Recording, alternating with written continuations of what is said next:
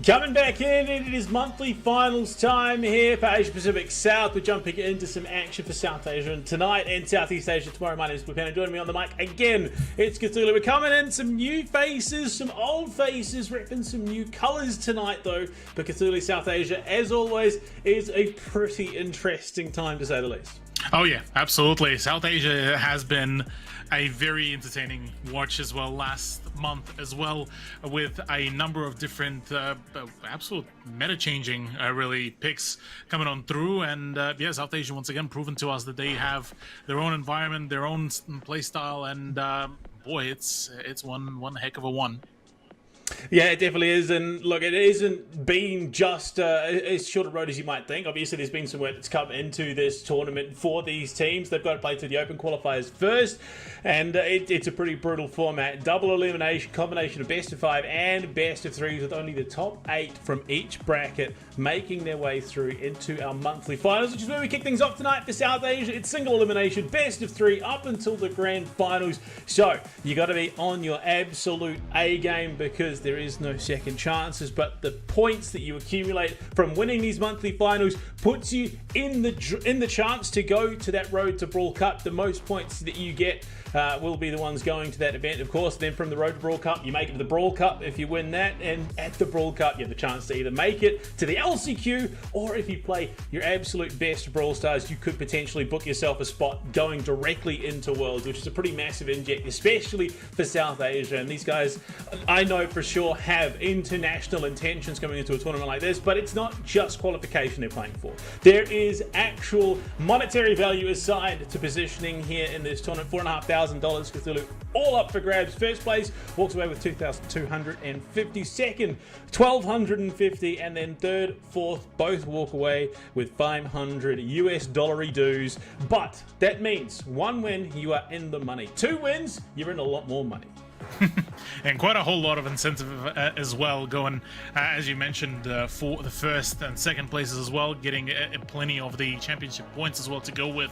So there's a lot of things on the table here to be offered. On top of that as well, this is all a single elimination bracket, so a pretty tumultuous run for whichever team that sets foot into this bracket. Well, let's have a look at said bracket and meet our teams coming into this month's monthly finals, of course. Upcore Esports, Next No Ho, Melody Love, Overthrow, Ascension, Monarchy, and MCD. Now, unfortunately, one team did have to bow out. That was, of course, I believe the Cute Spikes. Nix was then offered, well, it was Black Cats at the time, was offered the spot. They've since rebranded to Nix coming in. And as a result, they found themselves in 8C, which puts them up against Upcore Esports. And some of you may not know who are Upcore Esports Blinks. It's the guys who won the tournament last time around. They've been picked up by an org. They're looking to rep some new colors. Yash, Ash King, and Trishant, probably the best team in this competition, so Nix have really set themselves up for a pretty brutal welcoming to South Asia. Cthulhu. Oh yeah, absolutely. It's one of the best teams in the region that could have been picked up by an org, and a perfect opportunity really to showcase their prowess here.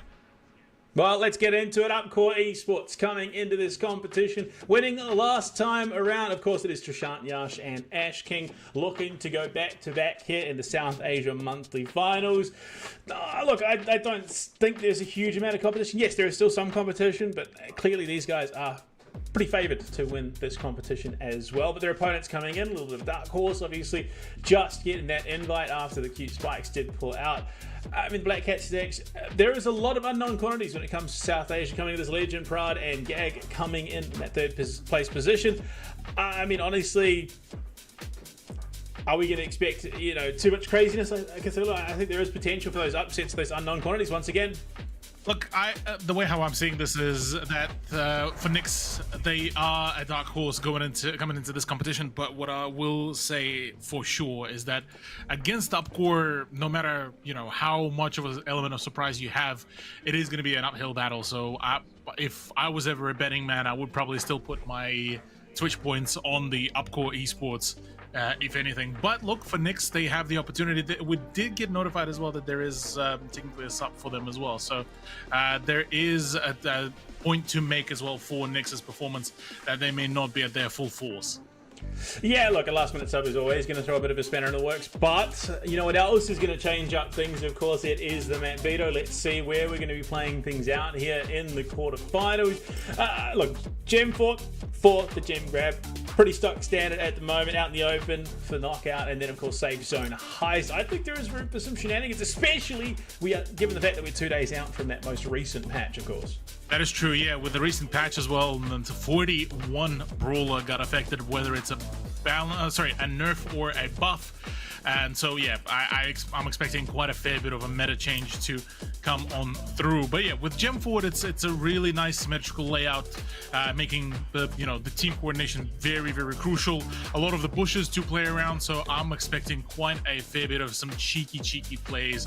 Maybe even a choice of somebody like a Jean, maybe an RT, maybe even a Janet, despite the fact that she did get nerfed just a few days ago. But even then, she can still be quite a potent one, I feel. Yeah, I mean, even I believe Jean copped a bit of love in the most recent round of patch notes. It was unfortunately on the nerf side of that equation.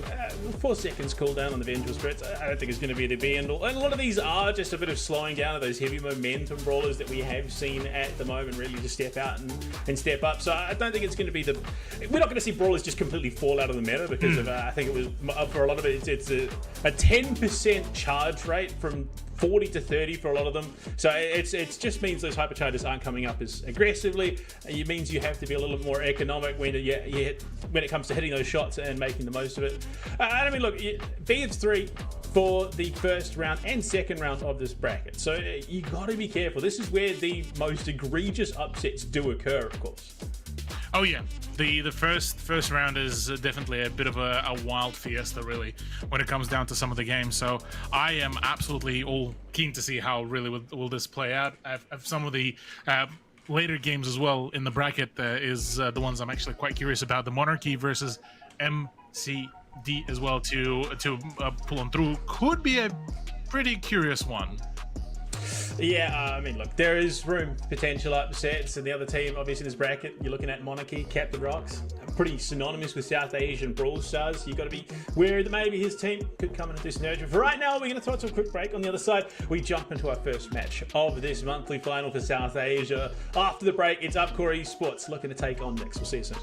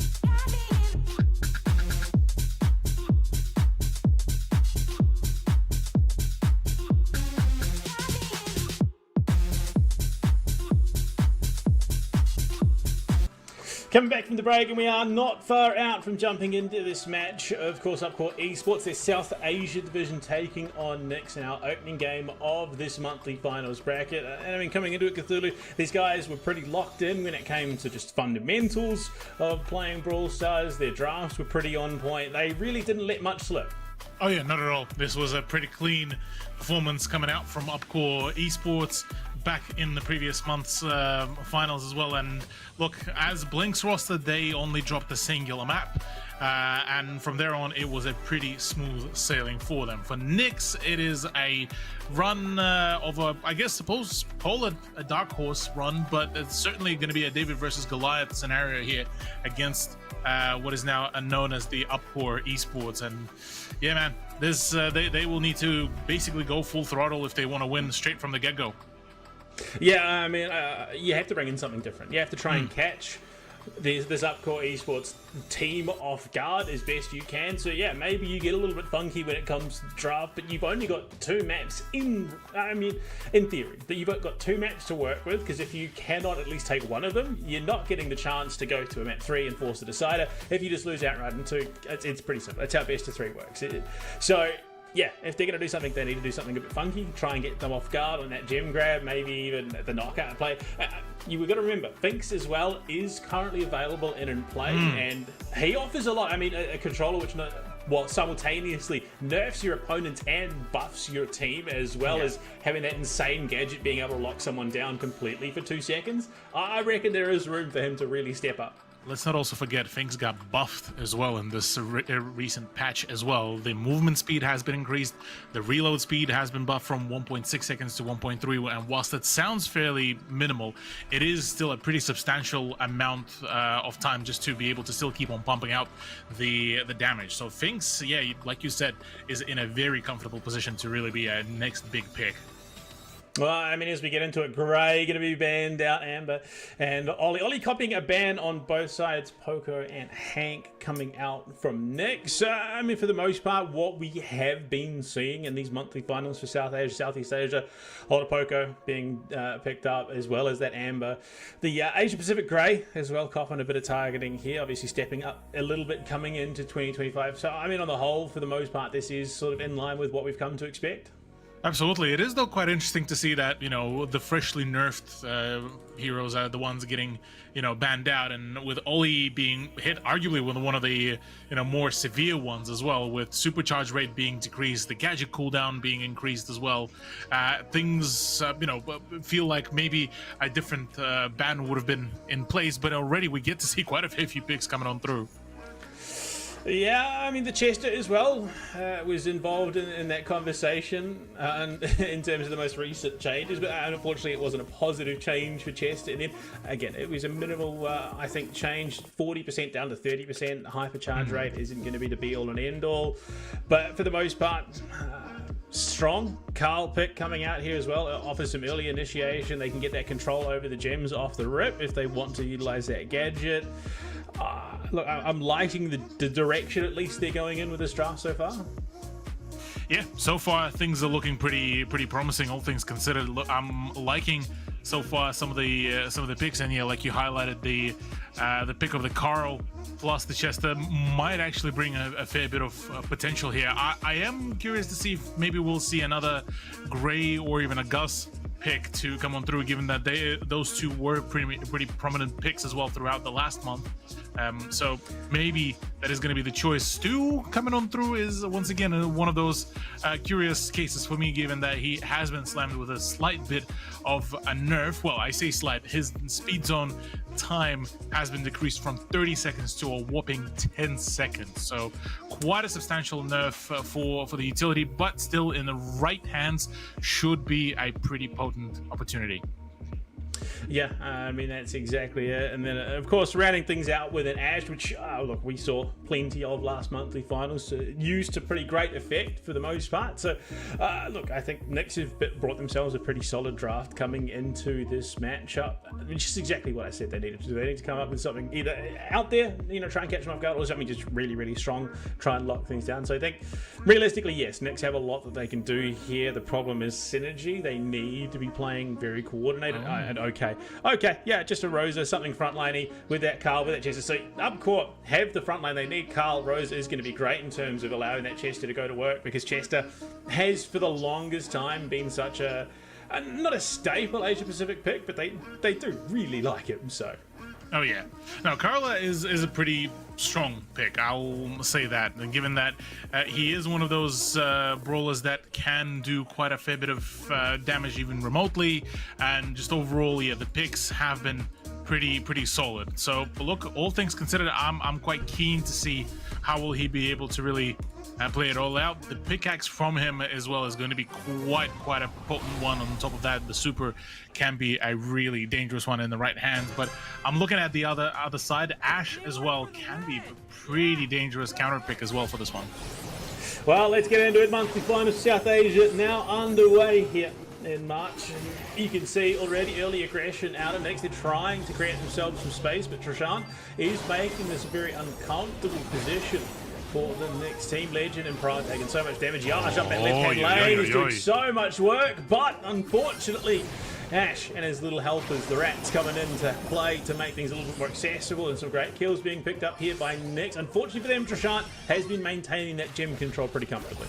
Yeah, Yash as well going in for the dive does actually get the better of the Ashe as well from Nix. So this is all pretty looking stable here for Upcore Esports. They're looking to keep up this sort of pressure. Pride is trying to get some sort of a mobility damage here, but as it stands, actually, yeah, Upcore keeping themselves pretty well kept. Yash with that super, the hypercharge rather, coming in, just doing so much damage as this Rosa, well, negating so much of it. And Trishant as well, sitting on the super of his own. He's pretty comfortable. He's going to dive on in with Yash in the front line. This is a bold play. Hypercharge out from Ashe King as well. Big damage zone. Real threat there, but the little help is coming out. Oh, Yash is in a lot of trouble. Loses so much of his HP, but Trishant gives him a bit of breathing room. Picks up that 8th gem as well. Pride looking to take it deep with a hypercharge, but damage is just off the mark. Pride is not going to be able to take down this gem carrying Carl with 8 seconds left to go. It is just a matter of sitting back, relaxing, and biding your time. Upcore Esports with a strong start to the series. Absolutely, pretty dominant momentum there really coming out from them, and they just absolutely were able to snowball this again in their favor. Once again, eerily reminding of how things really kicked it off back in the last month's monthly finals, and yeah, against a Rise back then, it was a pretty consistent conclusion there. Trishant just walking his way up. Not going to be allowed onto that gem to start things off. Pride creating some great space. Big damage. Yash going in. Pumps out an early pick onto Gag. Legend holding that left-hand lane. You can see they've switched things up now. The Ashe and the Stu switching positions on the map. Trishant is still going to be holding things down in mid. Yash is a real problem. I think they can close that gap onto the Janet. Not a huge amount of heft on her. You look already. Just bullying out this poor Ashe with the hyper goes in deep. Legend falls up that left-hand side as well. Yash creates so much space. Will fall in the end. And drop the base coming out as well. We'll look to zone out this Upcore Esports team for the moment. Hypercharge, little help is coming out. Ashe King, 500 HP in a dream, will be finished off by the Ashe in the end. Big damage coming out from Legend as well. And this is a much better response from Nix here in the second. There we go. Yeah, Nix finally being able to fight back has actually been a really solid turnaround. The initial momentum not really swinging the right way for Upcore Esports, and a countdown has actually been started. They need to run away in perfect utilization of the jetpack of Janet to really just back away, get into the safety. Legend should be able to still keep up, but no, the damage is just about enough, and there are the dropped gems as well. Trishant to be able to pick up at least 5 of them, a fraction of all of that economy now separated away from Nix. And yeah, now it's the time for the catch-up, but for a brief moment, Nix had it in the bag. Oh, Yash, that's a horrific timing. The Janet getting off the super. It avoids all that damage. Yash could have easily taken that fight with his own super. Ashe King drops the hypercharge. Gag is right in the thick of it. Big damage coming out. But unfortunately, not enough to finish off the Ashe. They will still maintain control, but Upcore for the moment still have the gem lead. They've been able to play this very well. Trishant, again, the gem holder for this team. One on the ground. They're going to have pretty comfortable spot, but there you go, 2 more gems in the dirt. If they can find the follow-up on the gag, that will set up the timer for themselves, and now they've just got to walk it back towards their side of the map. Yash taking some big damage from Legend, but Trishant comes in, play spoiler, frontlining Ash King as well, zoning out with 10 seconds left on that timer. Big kill onto Trishant, puts those gems in the dirt. Legend doesn't have the HP, so they'll be picked up, and now Yash with 13 in the back pocket. Ash King and Trishant now just playing frontline, just creating that space, and yeah, Pride just knows he can't. As a Janet, he cannot do a darn thing with 3 seconds left, and up score will take map 1. Just like that. Nice and quick and concise, really coming out from the Upcore Esports lineup. Pretty straightforward, really, run there. For a brief moment, though, it had them a bit sweating there, you know, as the initial countdown from Nyx on round number 2 did really get started. But unfortunately for Nyx, I don't think they really created much of a space, really, for them to keep on brawling whilst falling behind. And, well, yeah, things really didn't pan out too well. Looking at even the score lines, I mean, 8 for Yash, 10 for Ash King as well, shows and tells the story in full, both performing absolutely perfectly whilst Trishant was there to just keep up the tally, keep up the scoring, and from there on, yeah, it's all a done deal for the map number 1. Map number 2, though, was promising a whole new opportunity here out in the open for knockout. Great for snipers map, with whereas the close range brawlers might struggle quite a fair bit unless there's some sort of a sneaky play for the bushes. And I mean, you look at that middle part, very, very open, so you will need quite a fair bit of either throwers or snipers to really output the damage, but the tank play is still going to be quite key, I feel. Yeah, I mean, look, going out in the open, a lot of talk about what could be played. I wouldn't be surprised something along the lines of a Dynamite. We know in the past it has been played a little bit, but yeah, I think a map like this works well for something like a Finks pick, who is a bit of a threat at that long range. Maybe even a Piper has the fadeaway option over the water. I mean, I'm not expecting anything too crazy for the most part. You're looking for some frontline, you're looking for some long range threat. I think there is room for control, but in the knockout, that it could be potentially wasted utility picked up there if you opt into that avenue. You want high damage, you want to be able to go for that all-in clap, so you're either committing fully into the damage or something that can then just rapidly close the gap, dive onto a target and look to exploit that.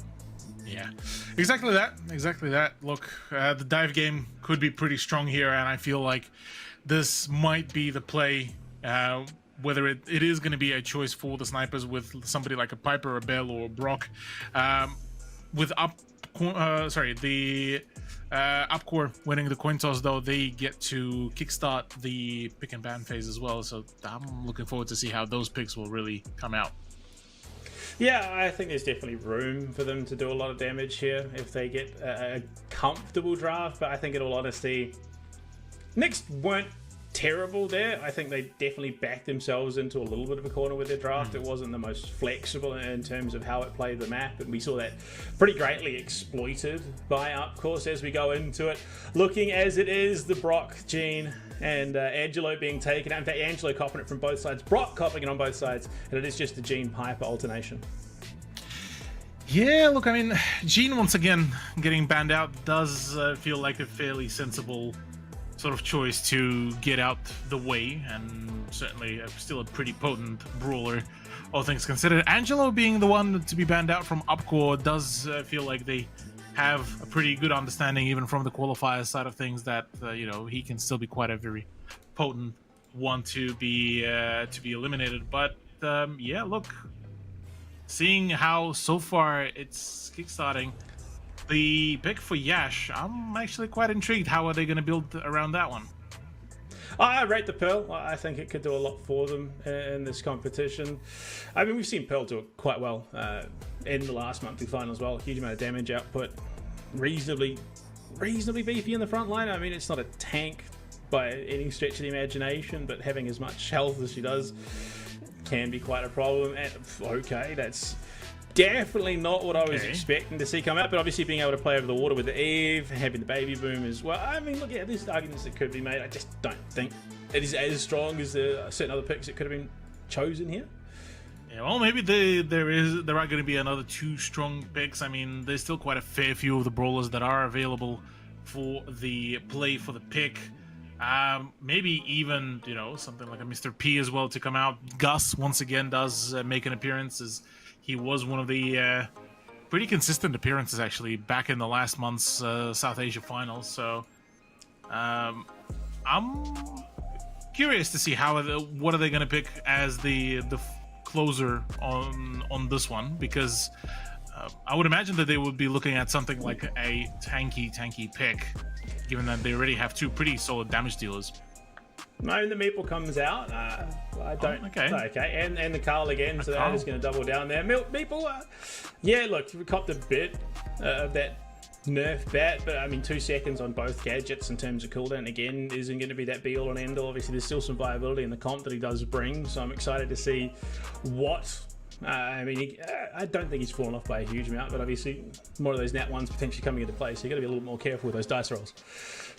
Yeah, the dice rolls will be quite actually a big question mark there, how things will really go. But now that we got the answer as to, you know, what our upcore will bring it out, and I mean, Carl, I'm not too sure yet how Carl will really fit into this one, but given that they were able to utilize his abilities pretty well, could be a pretty potent one. And a B as a response for the Knicks roster is actually I rate it. It's a pretty solid pick, despite the fact that B is also one of the few that copped the unfortunate nerf. The cooldown of the gadget for the Rattling Hive is from 17 to 20 now seconds. Will mean that it's just a little bit less frequent, but it's still a very potent piece of utility. Just will mean that going into some of the brawls, she will need to really ensure that the gadget is actually, you know, gets plenty of utility out of it. Yeah, I mean, it's just about going to be being a little bit more selective, of course, in terms of positioning and utilizing that utility. But on the whole, they're still definitely brilliant to work with. Both teams have an all right comp. It's far from just an absolute blowout in that drafting phase, but I definitely like what Upcore are bringing once again. That Pearl does so much work. The Meeple as well, just being able to lock down a target. And there you go, Yash, working off the jump pad. Prad's going to be caught in.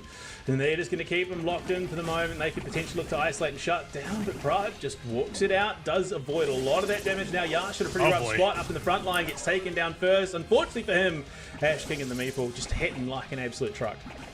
Yeah, the Carl as well doing a lot of damage, and Pride is not particularly having a fun time. The tick damage at the end does find the target, and it's all down to ZZ as well to do the work, but unfortunately just couldn't. Yeah, unfortunately. There's only so much you can do with those situations. What looked like it was going to be a great start there in terms of that round, quickly dwindling away. Yash, you can see, Yash is just waiting. He's biding his time with the jump pad. And there you go, Baby Boom coming out. Nash forced off with Trashan. He's going to have to cop a little bit of damage in the front line. Will fall to Gus in the end. I mean, this Gus is doing a lot of work for Knicks at the moment. Yeah, a lot of that burst damage coming on through, and yeah, the focus fire so far is actually coming in pretty big out of Knicks. So they are doing their due diligence here. In comes B's utility, and that could mean a whole lot of damage, but unfortunately just not aimed just quite right. And well, the dice do come on through to try to shut things down just a bit more. Yeah, the Meeple's managing just a little bit off the mark. Yash, Ash trying to juggle a little bit of that aggro on that front line. The gas, he's going to be working its way slowly. Yeah. Ash does fall. It's all down to Yash. So they are going to go 1 for 1 in this opening round of the map, which is not the end of the world. I mean, Upcore definitely have the tools they need to take this third one out, especially with hypercharges online for Trashan, super up for Ash. And, I mean, be able to shoot through walls is a pretty powerful ability. That's what Meeple does. He changes the rules of the game. Certainly so, yeah. Already quite a fair bit of a brawl, and yeah, the dice do come out to just shut out at least one of the engagements to try to isolate some of the plays, and certainly Legend needs to fall here if your Upcore wants to win, and then certainly he will. Now the problem comes on through is the momentum disadvantage here for Knicks. They only have 2 of the brawlers to really play around with to try to dish out some punishment, some damage, and it will take a severe misplay from Upcore to not be able to close out this round in their favor. Yeah, I mean, just having that outnumber as well, not to mention some highly damage output brawlers. A big pick on the back line there for Pride, straight out immediately. It's Gag alone, trying to do what he can, but yeah, just jumps out. The gas will likely be the what finishes them off, but yeah, steps up and says, we'll just get it done a little bit quicker, it's fine. Takes it to 2-1, will take the opening round. Upcore find themselves 1 3 rounds, well, 3 rounds away, I suppose, 2 rounds away, technically, from taking the second map and the series to start things up, propel themselves in that semi-finals. So they're looking pretty solid at the moment. Oh yeah, absolutely. They are looking quite strong going into their very first round. And I mean, understandably so, they are the team that we are sort of expecting to almost make it to the grand finals given their previous results. But right now, look, Nyx managed to give them a bit of a run for their money, at least on a knockout, but they still have the opportunity to try to maybe bring it all back, pull a comeback, but because Upcore has been getting a little bit more confident, but understandably so, with already one of the rollers out of the equation. It certainly does not look too pretty. Right, locked in into Meeple's match, and unfortunately having the indestructible wall behind him means that he's easy pickings when lined up, and yeah, Legend not far off. Wow. What an absolutely epic round from Trishant. I think he picked up all 3 there. So, picks up a clean ace for himself. Going into it, one more. This is it. This is where Upcourt could take their spot in the semi-finals. Meeple's Mancha goes out, does just shove Brant and Legend out, but the big damage coming from Trishant, that flaming pickaxe, means that there's an early pick. Gag going deep in the back line, trying to find some space for the team, but really just does not have the room to work with hypercharge there as well. Exploded over, done and dusted. Nyx unfortunately bow out of the tournament, and Upcourt will push through to that semi-finals. Yeah, just like that. A pretty quick conclusion to our very first match of the bracket. I mean, look, it was a absolute domination, really, closer to the end of it, especially once we did go into the second round of that knockout. It was a full send from Upcore Esports, and understandably, look, it is an unfortunate turnaround here for Nyx. For Upcore Esports, they're happy to move up further on. They are going to be quite happy to just await for the winner now of the next matchup. Yeah, I mean, kind of what we expected for the most part. I don't think there was anything too crazy out of the ordinary for Upcore. They played their game, they played it well, which we always expected that they were going to do. But that means match 1 is done and dusted. Now to turn our attention to match 2 of this bracket, of course. It's gearing up to be an interesting one. We've got a lot of questions about who can potentially contest this Upcourt team. It is No Hope taking on Melody Love. Again, best of 3 coming into a competition like this. Upsets are abound. There is any number of things that could happen in terms of throwing things off. But for these 2 teams, again, bit of an unknown quantity. No Hope, our first team though, coming into the second matchup. It is Hi J, AK, and Ren. Cthulhu, I mean, look, a lot of these fresh faces coming in are looking to make a bit of a name for themselves in the region.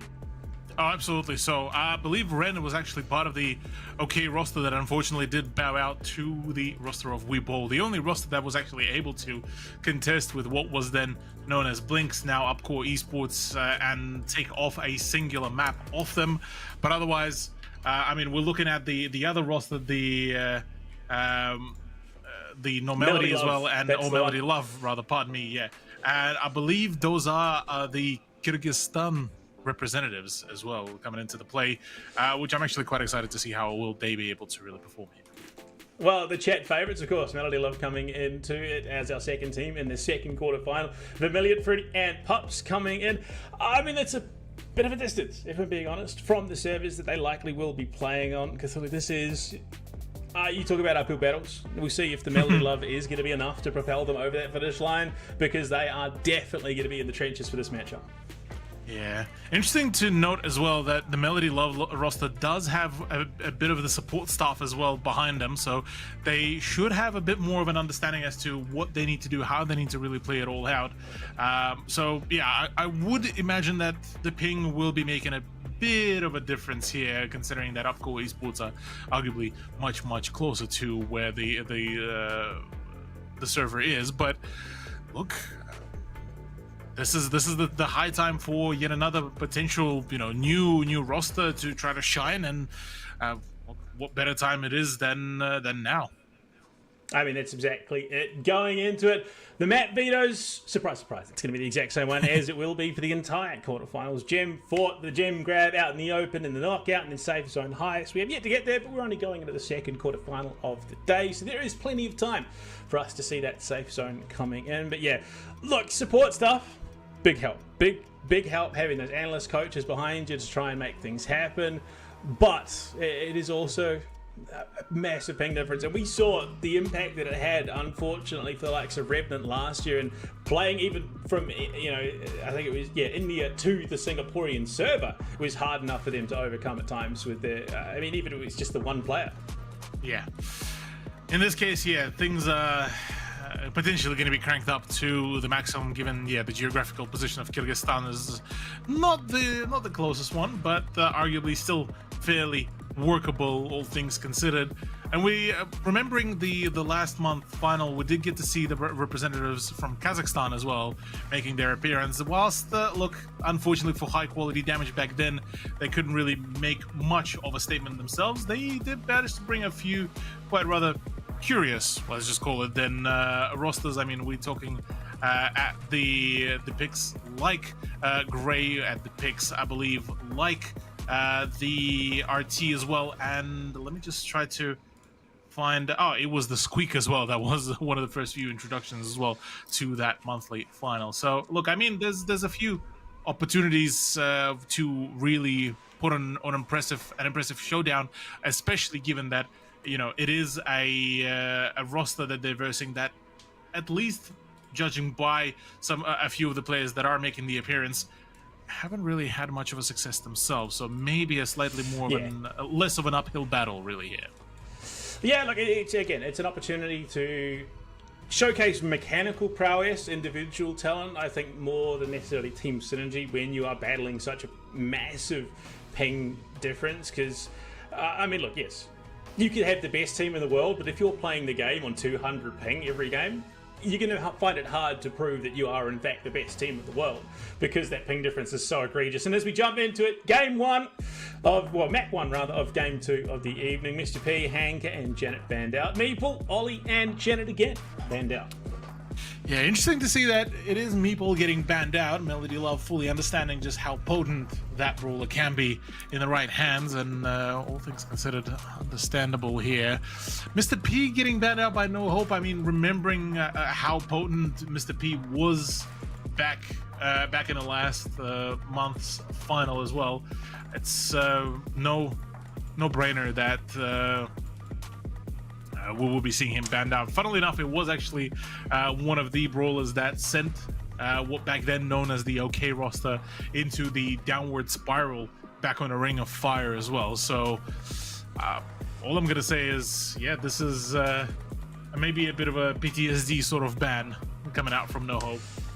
Potentially, and of course the response, or the opener, I suppose, for Melody Love is going to be the B, which, historically, for teams that aren't battling the ping, we saw this in the Asia Pacific Tour last year, teams playing out of India into those teams, the Southeast Asian teams, the teams closer to the server that the tournament was being hosted on, really did struggle with those long range brawlers. Being able to hit those shots at distance is a real problem. So B potentially could be a bit of an issue, but coming in with a Max to answer things off for No Hope, they're looking to get things done fast, they're looking to get things done quick, and there is no brawler better at making that happen than Max. Certainly so, Max especially, I believe, popping a bit of a boost, or rather a buff for himself. The gadget cooldown from going out from 12 to 10 seconds for the Sneaky Sneakers is actually a really, really potent opportunity here for him to shine. And on top of that, a Chester pick that we got to see already before with his attack and the utility that he does bring over. It's a perfect mix here for No Hope. Yeah, they've got a real potential to accelerate this set. If they're not careful with Melody Love, they're going to have to play the pacing very, very cleanly, which is not necessarily up to them, unfortunately, given that they are playing out of Kyrgyzstan, which, look, all power to them. Let's see if they can make it happen. Going into the rest of this pick ban phase, Gem grab Carl. I was surprised that No Hope didn't opt into it, so it's going to be picked up there for Melody Love. Just a brawler that is great at initially getting that priority over the gems as they start spawning in, not to mention the fact that he can do a lot of damage. He can close gap, he can do a lot of damage, he can really just get up in the face of an enemy team, especially if it comes to them trying to retreat to hold on to the gems that they do have. So pacing wise, I really rate the Carl pick.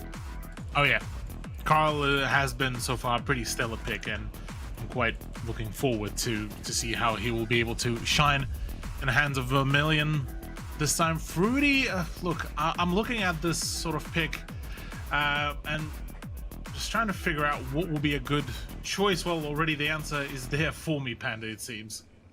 A Mo, okay. Yeah, look, we missed out on Mo, unfortunately, in the Asia Pacific Tour coming into the end of the year. Didn't see much of play because obviously was in that quarantine phase, and then by the time he actually made it into comp play, he'd been hit with the nerf bat a little bit, so teams weren't as keen to try and make him. But we did see him play. He could be very, very oppressive if played by the right person. So if Melody Love are feeling confident with the Mo pick and they have a good Mo player on their team, there is definitely room for them to cause strife for no hope, and it's going to be a Stu to round it out. So you got a Max, a Stu, and a Chester, so there's a lot of damage coming out very, very quickly. They can reposition extremely quickly.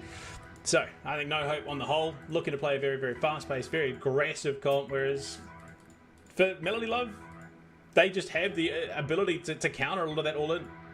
Yeah, look, I mean, with Mo copying as well a buff, which is actually a pretty substantial one, a reload speed being increased by half a second as well from 2 to 1.5, it's actually not a bad choice, I feel. So I'm quite curious to see how Mo will be able to perform right here, right now. And given that his win percentage as well on the gem grab has been so far 68.1 in recent times, is actually not a bad promise here, I feel, for Melody Love. Yeah, I mean, that's exactly it. As we jump on in, it's going to be a side lane call. B given the mid lane, which, I mean, to be fair, we kind of expect B has a little more priority in terms of range for Million on that left-hand lane on the Mo. Is going to struggle a little bit into the Stu until he does get that super up, but the damage coming out in turn. Stu's great and all, but if you're just taking that much damage, you are going to struggle a lot. It very much comes into... yeah, okay, it's quickly turning very sideways right now in favour of Melody Love, but Ren, yeah, look, you need to be able to dodge a lot of those attacks, those basics, but super comes out from the chest, it creates a bit of space. It has been a bit of a mess to start things off. Both teams playing very broadly. Oh, yeah. Vermilion deciding to just face tank the initial attack there from one of the players from No Hope, and things are looking to go from bad to worse. I say that though, whilst the damage is coming out from Melody Love really consistently, it is No Hope that are keeping track of the gems as well, and it is working just the right way. 9 gems, about to be 10 as well, and this will force Melody Love to really start making some of the moves. And I mean, it's the power of having a Max and a Stu. You can again just kite out very cleanly. While Mo does some decent damage and is going to punish as best he can. Ren dives on in, looking to try and bait Vermilion in. Mo's machine comes out, but he immediately just returns back to the standard form. Hypercharge is available. Looking to jump around. High J does fall. All those gems up for grabs, and it's going to be stolen away by Melody Love, who has support from Park. This is perfect. Vermilion just going to walk straight to the back line. Ren does have the super, but he's dwindling health bar. Jumps on through the wall. Can't get Vermilion down. Now it's up to High J, but Ren falls. 6 seconds left to go. High J picked up as well. And yeah, look, it was a comp that was designed to play aggressively, play fast, and unfortunately, the punish from Melody Love was just too great. Oh yeah, Melody Love struggled in the early game, I feel, with just accumulating the gems, but they had a perfect amount of pressure to coming out from them against No Hope, and it was just phenomenal damage output, I'll be honest. And the Mo pick as well actually came in through just at the right time as well. Yeah, definitely stood tall in that matchup, ironically enough, given that Mo is not very statuesque, but we do see the lane swap here. Vermilion heading up the left-hand side to try and deal with the Chester. Ren looking to play aggressively into this Carl. Big damage coming out, but he's going to get the dash off, survive for now. And this is a much better position to set in for No Hope, and it was, strangely enough, Melody Love were the ones that opted into that lane swap. Now Vermilion as well, struggling into the Chester. Yeah, Vermilion not having a very fun time here trying to counter against the Chesters, certainly struggling here to the fullest. Ren with the full HP might just be able to still keep up the pressure here, but decides to actually try to battle against the B, and well, yeah, that is, thank you very much for all the gems here. Yeah, this is getting a bit bleak. Melody Love do get some control back, and again, what looked like a great start for No Hope in terms of contesting. Quickly turns on its head with a little lane swap, and those 7 gems being held by Pups at the moment, being threatened pretty aggressively here by No Hope. But you can see with the respawn time, it's just being able to get back in and support this B in the mid lane. Melody Love just have had the rotation or the momentum capacity here to really set themselves up for success. AK in this lane against the Mo is now struggling. That super is up and available. Vermilion dumps on in. AK falls. And the Mo just playing, hugging this right-hand side. Ren wants to try and dish out some punishment, wants to try and find anything. But Melody Love really holding control of this match so far. Oh yeah, they're doing a really solid job. Vermilion, though, copping quite a fair bit of damage, will be forced to return back to the respawn screen as Melody Love still holding on to one gem advantage, well, none anymore. As now, potentially, Melody Love will be forced to push onwards to get themselves some more gems. One more gem respawns, and that should be the countdown started. Unfortunately, at a player disadvantage, things are going to be looking a bit rough here, but still being able to accumulate one more gem is all that is needed, and Vermilion needs to go in for the dive. The damage is just not enough to shut down the max, and that is not looking too good. Oh, well, there you go. The gem picked up. Ren needs to dive away. They've taken what was the tying gem and pushed it into a rough spot. And this is a great response from No Hope. It was pretty hotly contested. 16 gems to the 2. They can just sit themselves back and wait. As long as HiJ survives, they are fine. This has just been chaos from start to finish. And No Hope, Melody Love tied up at 1-1. The next of this gem grab will seal the deal and give the map over to whoever takes it. But neither team is willing to give it up quietly. Exactly, yeah. The max pick at the end did manage to just bring the right dividends there for No Hope's roster, as they will now get to, well, battle it all out for the first point in this BO3. Look, I'm going to say it here, for No Hope, they need to just ensure that they're not really making too many mistakes, because they nearly got punished in the second round here. Yeah, I mean, look, it was a bit of a slow burn there. Oof. And, well, okay, just early picks. Wow. Early picks across the board as they find themselves too. It is just Casual Fruity left on the Carl alone, and with that priority, No Hope get themselves the first 4 gems of the game. Now they can play it. They can just wait for those spawns, wait for it to jump over their side of the map and go from there. They are going to still keep playing aggressively, though. Ren, great damage here onto Vermilion, who up until this round, for the most part, it was a losing lane for the Shu. The Mo was just absolutely dominating, but now he's really taking some priority. Ren in a great spot for the moment to try and force things out. 7 gems to 0. Pup's taking so much punishment from the max as well. The jump on in reduces any chance. It is now 8-0. Fruity going to be collapsed on as well as HiJ just swaps into that right-hand side. Vermilion jumping on into multiple members, all members of No Hope. Only to play his life and go down, and HiJ walks up, takes the 10th gem. They played their time, they slowed it down, they played the game they knew they wanted to, with Casual Fruity taking 1 pick onto red. All they need to do is just keep waiting. AK walks in, plays front lane, plays distraction, plays deterrence, and No Hope in the third go from just hotly contested to absolutely dominating in a moment. Yeesh, rough turnaround here for Melody Love, and No Hope, yeah, coming into the play quite thoroughly as well, enforcing a bit more of the maybe even mental warfare with the emotes closer to the end of it. But yeah, look, they managed to really shut it all down. And I mean, looking at Ren as well, a phenomenal performance going into the round 2 and 3 of the gem grab. And look, yeah, for Melody Love, back to the drawing board for now, at least for a brief few moments before we move on to the next map. But man, that was rough to say the very least. For at least the first 2 rounds of that map, it definitely felt like Melody Love were the ones dictating a lot of the pace. They were making a lot of the more, key plays and forcing the issue. Whereas it definitely felt like No Hope were playing catch up for all of that series. But all of a sudden, they turn it around. They bring out a massive third to close things out and take gem port for themselves. Now heading into out in the open for the knockout. I don't know if they can employ that same strategy.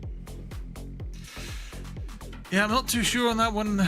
Either. Out in the open is going to be a pretty difficult one to really do anything, to be quite fair. And again, a lot of the long range engagements will need to be brought on out, but mind you, both of the teams were able to flex a little bit of the long range fight. So I'd say it's once again going to be an attempt to just see how confident in coordination both of the rosters are. And so far, look, yeah, Melody Love did show us the initial good momentum, but just couldn't really keep up the pacing compared to No Hope, who in comparison felt like a bit of a slow start, slow burner, really. Yeah, absolutely. Yeah, but no hope they get it done in the end. That's what ultimately matters. Being able to find that victory in a situation which looked like, to be honest, they were going to just slow away, slowly burn out of it. So a great system for them to, pull out nonetheless, because obviously dropping a map would have been a rough spot to be in, having to try and force it to a decider. Having that advantage going into map 2 means they can close it out cleanly. Certainly so. Yeah, perfect opportunity here to really shut it all down. And look, maybe we will get to see a bit of a return to form from Melody Love, but if anything, last month should have told us that it is all looking to be 2-0, apart from maybe that one outlier that could have maybe one opportunity to really bring it all back. But as it stands, if No Hope continue to just keep applying pressure this much, the Kyrgyzstan representatives might have a very rough time here. Yeah, absolutely. And I'm excited to see what these guys, Melody Love, coming in, definitely playing a pretty cohesive game on the whole. I thought for sure that they were going to be the ones to walk away with map 1, but that's not how it goes. No Hope still hold fast. But if they're able to contest that cleanly, I think there is a possibility they could be the ones to take the series away. No Hope are going to have to bring their A game to try and deny this chance at a reverse sweep. Yeah, look, there's definitely opportunities here to really bring out the full swing. Oh, speaking of the full swing, already a good early set of picks to bring on out. Piper is the one to be brought on out by Abijay for No Hope. And look, I rate it. Perfect long-range brawler to kick things off. I mean, Angelo, Nani being taken away early on. I mean, no real surprises for me at the very least. And I mean, as well, that really scary Mr. P being taken out as well by Melody Love. So I think they're really on the ball in terms of what is most effective. And Mandy as well, long-range threat on this map. So for the most part, they've pretty cottoned on to what they don't want to play. The Piper coming out for High J to start things off. Pretty much your only marksman left at this point, your most viable marksman left, I think, at this stage. The Gene comes out for Melody Love for Pups. And yeah, I mean, if they can find a target, get the pull off, they really could upset No Hope's positioning it. Certainly so. I believe Gene as well was one of the few that copped a bit of a nerf as well. The gadget cooldown has been increased from Vengeful Spirits from 16 seconds to 20, which is that's one heck of a nerf really there for the utility of Gene, but still a potent brawler to kick things off. And yeah, the Pearl pick is a really solid one still. Quite a fair bit of damage that can be outputted there. So I'm looking forward to see how will Melody Love really close it all out for No Hope as well. There's plenty of opportunities to really turn this thing around and in their heavy favor.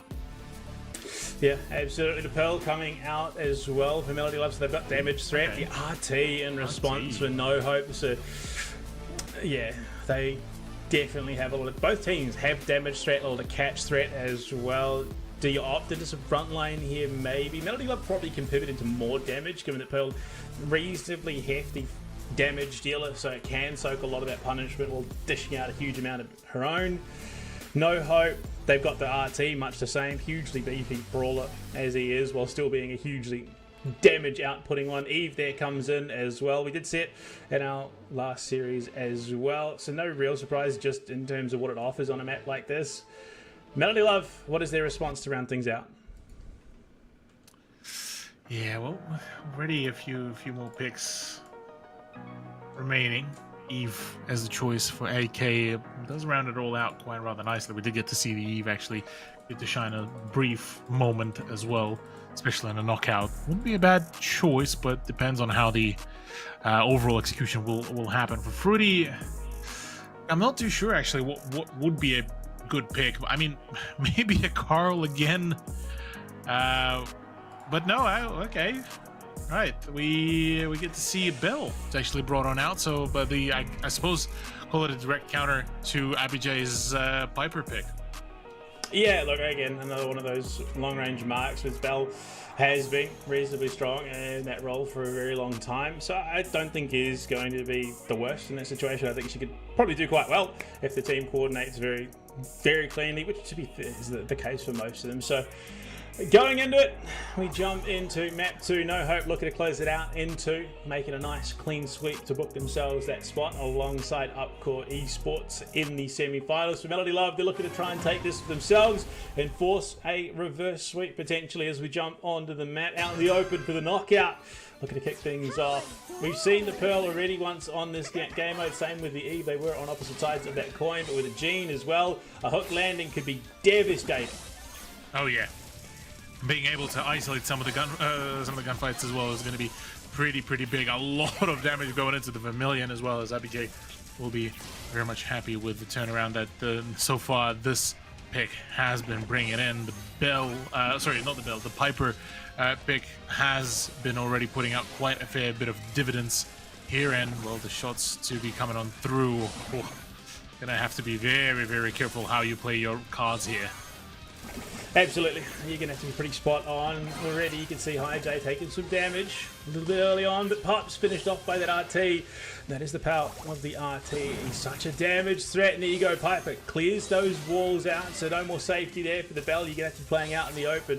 Super is up for the Jean. A good hook here could really upset things with that gas coming in. He might look to just hold it going into the next, of course, but as it stands, unfortunately the Bell falls. William going to make the right call, I think, here. Just back off into the gas, deny any chance at supercharge coming up for Melody Love. Unfortunately, I think he does give over the hypercharge to HiJ, but denying that super away from Ren, away from AK as well is going to be big. Yeah. The utility game here is now on. No hope. They just need one more round to score themselves their first point in the knockout game as well. First one to fall is Pops, and yeah, straight off the bat, even IBJ hits the emote as well, just trying to put even more pressure. I mean, let's not forget, Kyrgyzstan is not too too close really to the server as well, so some of the movements can be quite problematic as well to try to keep up the control as yeah, Fruity and Vermilion trying to battle away, but cornered in, ready for the slaughter. AK jumps out though, HiJ jumps in aggressively, hits the 1-2 combo, and that is going to set themselves up. No Hope primed and ready on map now and series point. That was a brilliant play from HiJ on the Piper. Gets in deep, gets in aggressive, follows up on the initial damage, and the Jean hook could have been the be-all and end-all, but Eve just being able to jump away the way that Eve does, it's a bit of a problem. You can't close that gap as well. You need a little bit of follow-out damage, and given that, well, yeah, there was no support coming from the Bell because you had to play defensively. So, Melody Love battling up against it right now. Exactly that. Melody Love, this is do or die scenario now. They need to ensure that they are landing their shots. Unfortunately for them, the long shots can be quite quickly dodged as well, or rather IBJ has been pretty clinical on the movement, not really letting himself getting caught out and sticking to the bushes, being able to get the pot shots out to Ren as well. Have to give it to him. He's been absolutely solid on his performance as the RT, being able to keep on just the sidelines damage even further, and once again Melody Love stuck in the corner. HiJ clears out the barrel. I mean, you potentially could have cleared that wall, but I suppose it also offers the same security to Ren as well. Big shot there on Fruity. The Bell topping a bit of punishment. That gas coming in. Someone's got to make a move, and it looks like it is going to be Melody Love forced to make some moves. They're looking for that damage, but they can't find anything. Fruity falls as the opener. That's your Bell. Vermilion walks into the gas, and Pop's left with nothing to do, unfortunately. Melody Love now. They lose this, they are eliminated, and No Hope progress through. High is going to get aggressive, jumps over the wall, gets two massive shots onto the Pearl and the Bell. But luckily, the regen is there. Melody Love are going to be nice and healthy once again, but those initial shields gone. Absolutely masterful so far from HiJ on this Piper. Yes, this so far has been borderline a masterclass really from No Hope in putting up the damage, pumping out just the utility and well, the pressure on top of it all. For the Bell of Melody Love, things have been a pretty dire situation. Vermilion trying to make a few of the star plays happen, but yeah, with Piper being right in the middle of it, right in the thick of it, much else that you can really do. So as things are starting to get closer and closer to at the end of the round, hypercharge comes on through, but not enough to find the finisher. No, I say that though. Bell is the one to claim the first kill. It's traded out with the big damage onto the Pearl, and AK no. turns to the hypercharge, geared and ready. And No Hope will take it. They'll take the series. Melody Love, the Kyrgyzstani representatives, unfortunately are done in the tournament here for the South Asia Monthly Finals number 2. But No Hope, they book themselves a spot alongside Upcourt Esports in the semi-finals. They get themselves in the money at the very least, but it only gets harder from here. Oh yeah, absolutely. By 10 times at least, the difficulty just went up for No Hope. Against Upcourt Esports is going to be a curious one, given that No Hope did show us a pretty solid, pretty convincing performance to bring on out against the Kyrgyzstani representatives. But yeah, it is what it is really for them. Semi-finals number 1 has been already locked in. 2 more quarterfinals to find ourselves the second match for the semi-finals, and from there on, well, the heat is going to go up. Well, we've done and dusted 2 of our quarterfinals. 2 teams have been sent home. We're going to go through it to a quick break on the other side. Quarterfinals 3 and 4 up after this.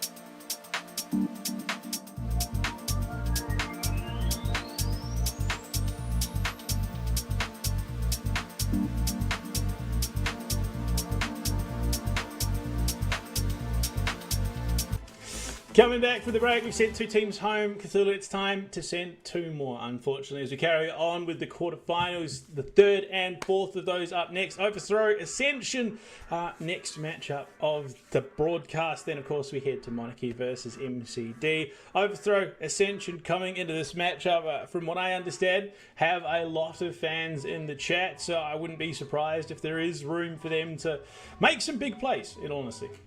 Yeah, neither of the rosters really did make an appearance going into the last month's finals as well, so we do get to see some, well, new blood to really be introduced to these to this big bracket as well. Valiant, Sufyan and Shamar coming in for Overthrow. I'm quite excited to see how they will be able to really perform in their run for them. Look, there's a plentiful amount of opportunities really to put themselves out there. They were the ones that actually beaten Brawl in the lower bracket round 5 for themselves in the open monthly qualifier as well. So look, certainly an opportunity is there for them to showcase their performance. Yeah, I mean, these newcomers coming into a competition like this, they've got every opportunity to really upset. And of course, their opponents coming into this 3rd quarter final: Ascension, SRSPP, Swarup, Master 365, and Rohan coming into it. I mean, look, again, these slightly lesser known quantities, those that, I mean, definitely have experience in the scene, those that have backing, at least in terms of your fans in chat, can go a long way to really continue that momentum run, especially in a single elimination format. Oh yeah, certainly. So quite a lot of potential here, really, to bring it all out, to bring the heat as well. So the world is their oyster, really, and well, the maps are certainly going to be just about the same, really, going into this 3rd quarterfinal as well. Gem Ford out in the open and safe zone, and yeah, certainly they're exactly the same. Exactly, so we're going to carry on. Quarterfinal match is going to say the same, of course. We'll see the same ones again for quarterfinal 4. Then we change them to semi-finals, and then change them again, going to the grand finals. So get used to it. We've got at least 1 more best of 3 coming with these maps. But going into the Gem Fort, we've seen a lot of the Carl. That's been pretty much a staple pick of the Gem grab. We've seen the Chester as well, locking things down. The Stew has been a staple pick. From there, it has deviated just a little bit. So I wouldn't be surprised either those are banned away or they are hard picked again. So it really comes down to teams, what they prefer, how they want to approach this. Obviously, best of 3, there is room. A bad map can unfortunately make the entire series for you. Oh yeah, no, absolutely. With Gemfort being just a very powerful, very out in the open sort of map, mid being exposed, it does make it quite dangerous for any sort of squishy brawlers or squishy gem carriers as well. A lot of the opportunities for wall breakers like RT or Griff to, you know, remove defenses, making the control over the mid much more difficult. So yeah, there's plenty of opportunities here for a little bit of long range play. We got to see it through the past 2 quarterfinals as well. And on top of that, yeah, the choices like RT wouldn't be a bad shout as well. But yeah, like you called out, Carl has been a staple pick, and for all the understandable reasons, that brawler is quite a potent one, and is arguably in one of the pretty solid positions himself in the current meta. Oh, absolutely. I would be very surprised if he didn't, appear, whether that being through the ban or the pick side of that coin. So I think he is going to be, in terms of priority, at least 100% going in through the remainder of this quarterfinals for the opening map of this series. Yeah, I definitely think there is room for a bit of comfort in terms of how you round out the rest of the draft, but you are, again, looking for some of that damage. It is going to be Mr. P, Meeple, and Rosa banned out. Chester, Janet, and Ollie in response. So no Carl ban, which means it is available for either of these teams. Overthrow did win the coin toss, so they will have first pick coming into this matchup, which means they could look to pick it up for themselves first. Exactly that. Look, Overthrow has still a pretty good opportunity for whichever sort of brawler to pick, and well, indeed, the very first pick is going to be Stu, the recently nerfed brawler, but still in a very potent position in the right hands and right comp. We got to see Stu shine to the fullest. The combination between him and Max has been an absolute sight to behold, honestly. So here, I wouldn't be surprised if maybe even a Carl pick to coming through from Overthrow will be paired up with Stu, and well, maybe some sort of a supporting brawler as well. potentially. I mean, I'm thinking to maybe some control around the middle of the map. We've seen a couple of different options that be locking things down there for Melody Love to start things off in that last series, but I think you're probably looking for something a little bit more in terms of lane priority.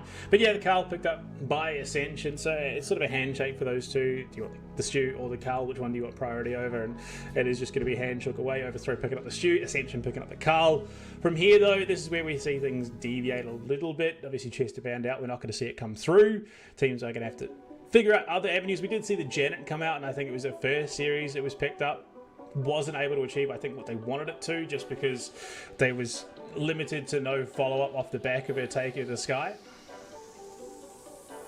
Yeah, maybe this. Well, the Sky is sky's the limit in this case as well for what picks are gonna come on through. Gus pick here does make sense for Ascension. They, well, we did get to see Gus actually pop off a couple times as well, and has been a pretty staple pick in the last month's, well, not qualifier, pardon me, the last month's final as well. So I'm not surprised that he's making an appearance here. Now I'm more so curious as to who will get the final choices. We got to see even Chestham starting to make a much more frequent of an appearance ever since the changes came through. But Jean is the one as the pick to pair up with Stu for overthrow at a rank. Alrighty. So some beefy front lane, it'll be Stu, Frank, your side lanes. Jean will likely hold things down in mid, just being able to play off those hooks, or the pulls rather, not necessarily a hook, it's a hand, it's a giant genie hand, off that super. Either the left, the side lanes being able to influence things there, but I imagine Gus going to be playing mid. For the Carl, again, one of the side lanes, probably wants the matchup into the Frank. I think if I'm being perfectly honest, just does obviously outrange. He's going to be able to chew through that health bar a little bit. Stu, I mean, also doesn't do too terribly into it either. But how do Ascension look to close this thing out? They're going to go for the Tara instead. Okay, right. Yeah, Tara pick is not the worst, I'd say, but given just the position for Tara being that, well, she can still do quite a fair bit of damage as well over a pretty long range. The problem being is that the reload being quite slow as well for a map like Gem Grab, but she can be quite, well, a bit of a mix and match really. 57% win rate for her on the regular game modes, or rather in the non-comp games, does sign for that. There's a slight favor for her, but looking at the super that is gravity from her, it could be a pretty potent one in the right hands. Yeah, absolutely. And as we get underway, third quarterfinal of the night is going to be, as I thought, Jean Gus in the mid lane. He's going to be the Tara into the Frank on his left-hand side. And Jamar, he's taking so much damage for his efforts right now, but he still gets the womp out onto Rod. You got to be careful there. The Carl as well. Just playing right-hand side, big damage. The burning pickaxe onto Valiant. The Stu struggling a lot. So far, it's not been the ideal setup. It does mean, though, that Sophian has been able to pick up all those gems. So the lane priority, while it has resulted in 2 deaths for overthrow, has given them the mid control they need. Certainly so, and yeah, perfect turnaround so far. Quite a lot of gems being played on out. Gus is yet to really make a big damage impact as well here, as well, Stu's utility coming in big here to get a little bit more mobility, and Sophian, yeah, being able to run away with yet another gem, potentially make it a 2 as well. And yeah, this has all so far been a pretty steady run. Rohan, though, getting the better of Valiant, though, will make things a little bit scarier, but Sophian should be able to get himself the gem to make it a 10. Yeah, I mean, played that very well. Had the spawn as well. Rod going to try play shenanigans, gets him close with Valiant there. Picked up by Chamar, but he takes so much damage between the Carl and the Tara. Means that one gem does go over, and they're going to double it down, triple it down even, and get themselves a third. But with Sophian being that close to the 10 mark, they get one more pick, they find one more opening. And to any of these 3 brawlers for Ascension, they can look to close that gap, get in, take that 10th gem for themselves. And big hook on the Rowan, pulls them in. And the countdown timer is going to start. Chamar goes in big onto Swarup. The Carl's gone. Master 365 can't do anything. Valiant just ducking, diving, and dodging. They are going to be able to take this pretty cleanly, I think, unless Valiant does go down. Doesn't matter. That 10th gem was picked up in the back end. Chamar just going to be playing frontline. Overthrow. The comp spirals out of control, and there's nothing Ascension can do. Indeed, indeed, indeed. Yeah, Ascension really couldn't find themselves really any sort of pacing. It was a pretty clean cut defense here on the side of their opponents, and yeah, look, for Overthrow, they are looking pretty consistent here, pretty solid. The winner of this matchup as well will be playing against the winner of Monarchy versus MCD, and that is going to be quite an interesting one to bear witness. But in the meantime, already early damage lane switch as well. Chamar to take the right side to try to battle against Swarup is not actually a bad idea. More so actually a favorable one for Carl. Oh, Rowan unfortunately just takes so much damage. He's going to be caught out there. The Gus not going to be able to punish Valiant on that aggressive movement. Chamar, yeah, look, happy to take damage, happy to soak, takes a lot of aggro, but Valiant regains that control on the left-hand side. Great pull over the wall! Sophion catches out the Carl. And that lane priority up the right-hand side is going to be completely reset. Chamar walks up the right-hand side, has the super as well, pops it. It's big damage onto the Carl, drops all 3 of his auto attacks. And he just completely explodes the poor minecart boy. Rowan suffers the same fate as Valiant. Does dive on deep with this stew. And again, when it spirals quickly. The countdown timer starts. And Overthrow accelerate out of control in this first map of the series. Certainly so, yeah. Valiant gets to even stay alive, drops down his util as well to get a little bit more mobility. And as it stands, 3, 2, 1, and unfortunately not enough damage to really get anything Overthrow to, well, get themselves the first point to overthrow their opponent. Not really get that much of a height for themselves to get any momentum, and off they go into the knockout game, which so far has been, for the 2 quarterfinals, a very one-sided venture for the losing teams.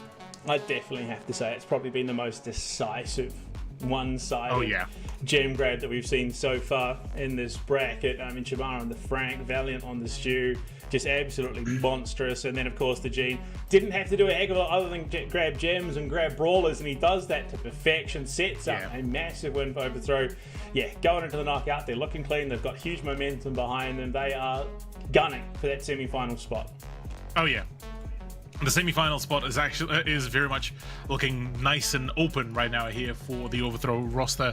As yeah, look, out in the open, we got to see some pretty decisive again games here, and I feel like so far Knockout in general has been one of those games that, or rather game modes, that has been putting the just the most amount of final nails into the coffins of the losing teams, because you're already on the unfortunate sort of spiral in terms of your own momentum. You trying to, you know, experiment and find a, you know, a counter play, and frantically trying to, you know, go for counter picks or counter bans rather. And in the meantime, the enemy team is just, you know, enjoying their time, just chilling with their own sort of picks. And this has been so far sort of the trend that we got to witness really going throughout the past 2 quarterfinals. And matter of fact, as well, even the last month's finals as well, sort of signaled for a very eerily similar situation. Yeah, and I mean, between these 2 teams, Overthrow definitely look like they should be the ones that walk away with this. Ascension just completely fell in the face of that overwhelming aggression that we saw out of Overthrow. But a good clean draft can give you that confidence, can give you that mental reset to turn things around and potentially force us into a map 3. The first we would have seen tonight here in the quarterfinals, but that is entirely on Ascension right now. They need to bring out something spectacular, and Pearl Kit and of course Juju taken out to start things off. It's responded by Mandy and Angelo and a Brock, so a lot of those marksmen's coughing some punishment. Pearl as well has been a staple of the knockout. Overthrow, pick up the Eve immediately. It's interesting to see that, yeah, but last month we barely got to see Eve, and more so had our eyebrows raised at anyone who would pick Eve. But this time he's becoming more and more of a staple pick amidst all the changes that did come on through. Like you highlighted here, Juju being now as well out of the equation certainly makes it look like a pretty a curious case, given that she copped a pretty substantial nerf as well. And it's almost now a curious case of why is she even copping a ban, all things considered. But look, going into the first few picks, Ascension actually bringing out the Gene, remembering just the pain that Overthrow gave them, and well, certainly wanting to, you know, return the favor, it seems.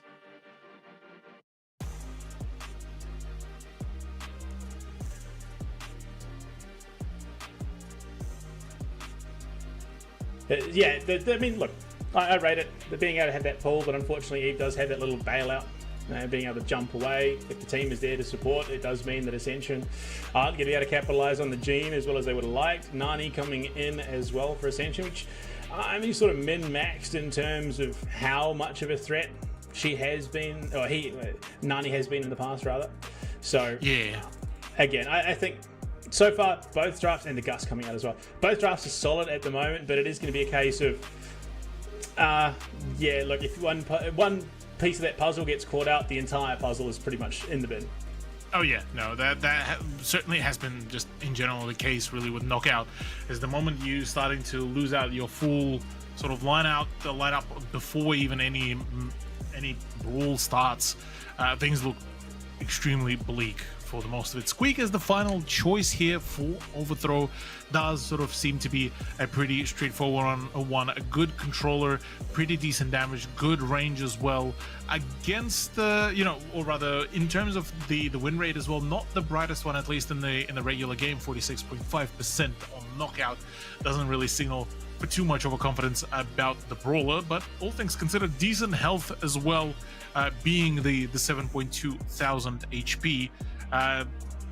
Should still be able to keep himself, well, sustainably well for all the setups that we're looking to face. And well, a Bell to bring on out as the final pick certainly does signal for a good, nice sort of long range game that might actually just be that final piece for Ascension to turn things around for themselves.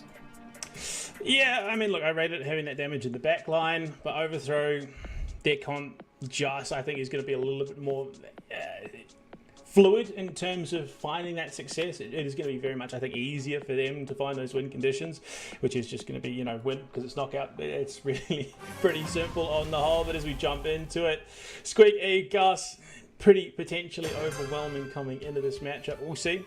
How well can Ascension bring this one back to Bell, Nani, damage, you know, that range threat, not to mention the Gene as well. Just going to be able to try and threaten, but I mean, as soon as that collapse comes, I think Overthrow just have it in space.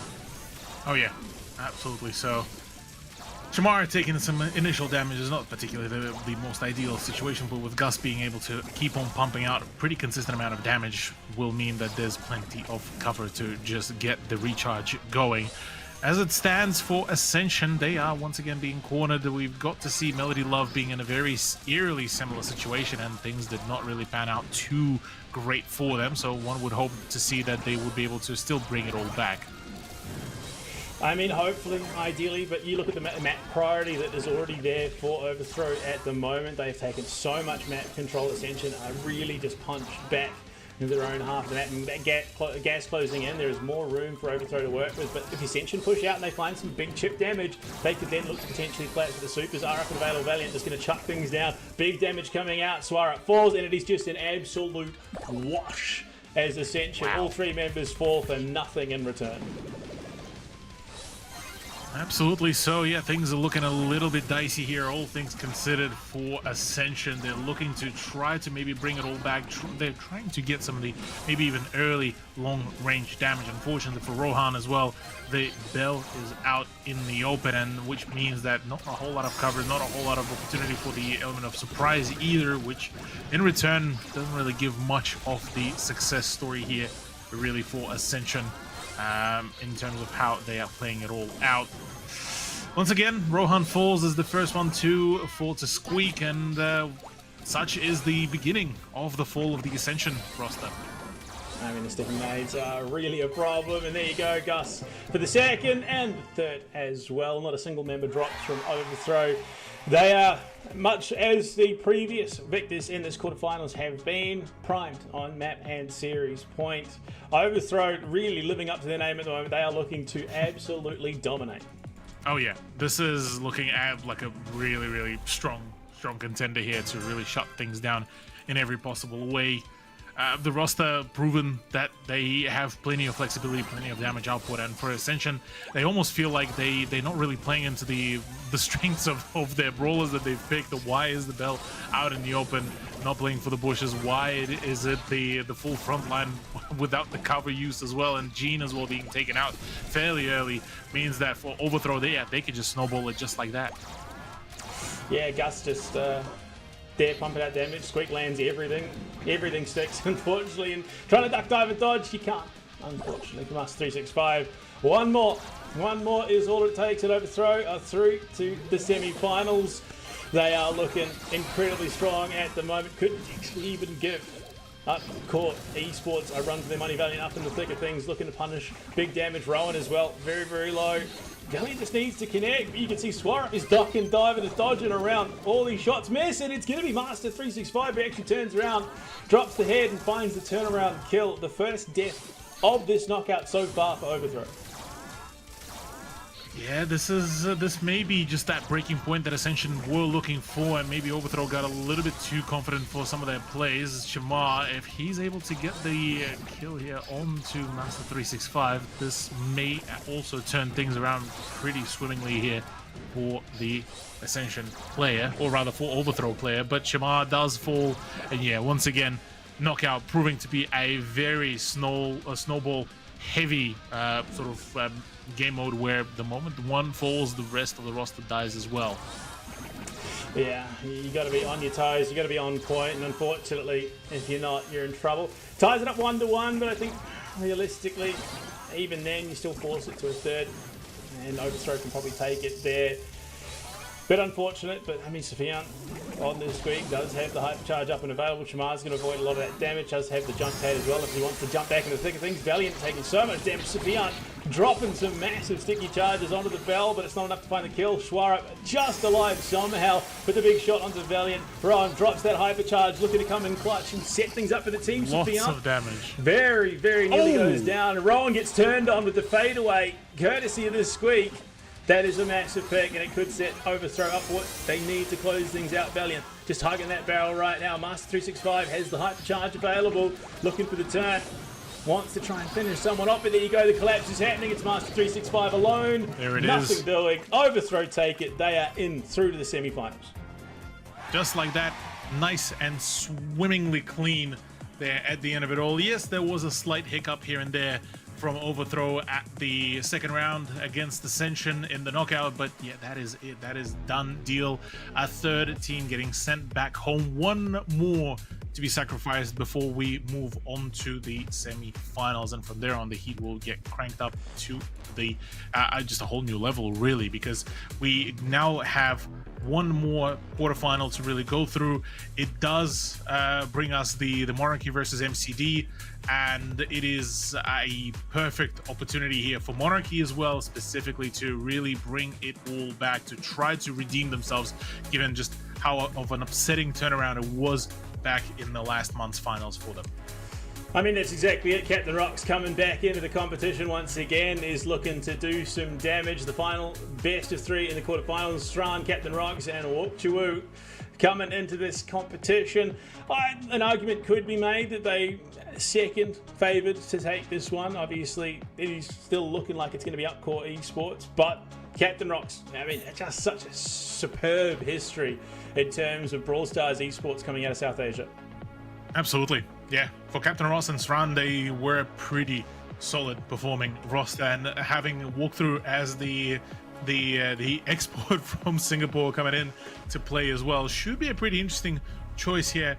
It is worth mentioning that I believe out of the old Monarchy roster, it was Aransis that basically took a departure from the roster.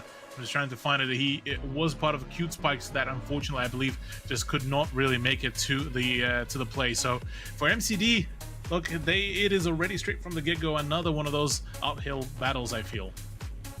Yeah, I mean, very much so. I mean, Captain Rocks is just so synonymous with South Asian Brawl Stars that, I mean, just look at what he's achieved in the region. It was always going to be a bit rough. You need to be on your toes coming into this matchup. So, I mean, it's going to come...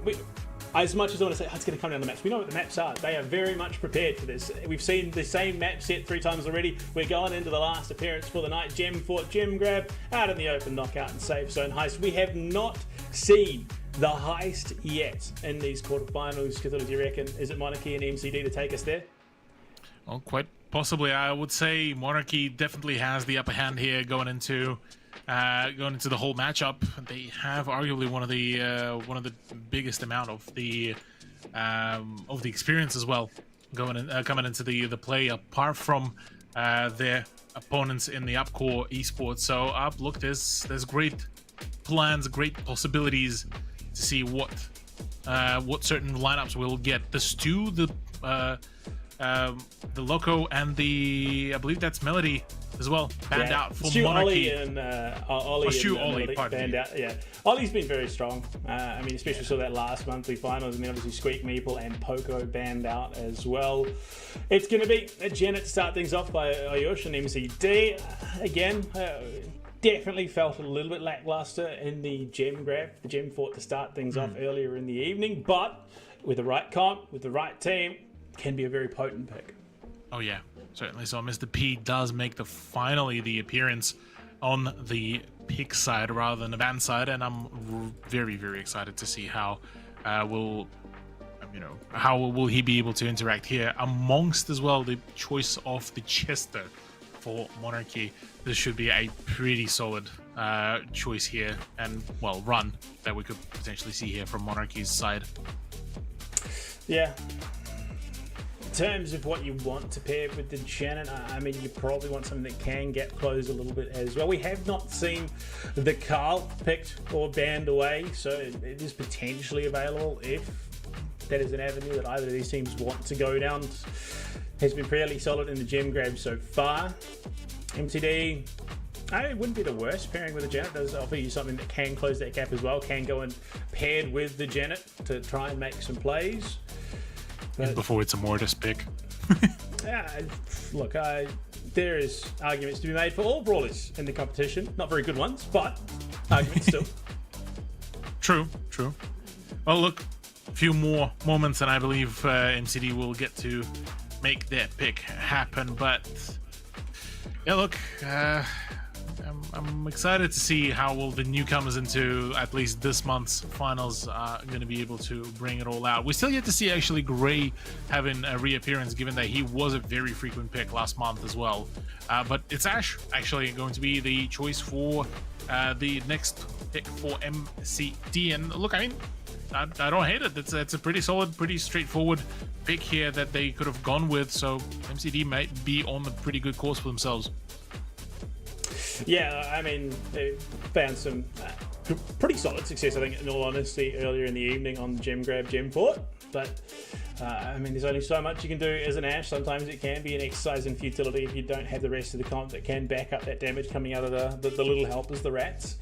So, I mean, off the back of that, this frontline, okay, it's going to be a buzz in response for Chuwu. So they've got some frontline, okay. They've got something that can be a little bit aggressive in the buzz. They've got the backline in the forms of the Mr. P and the Chester. So I'd imagine probably Mr. P locking things down in the mid lane. Chester, Buzz will be playing those side lanes for the Monarchy roster.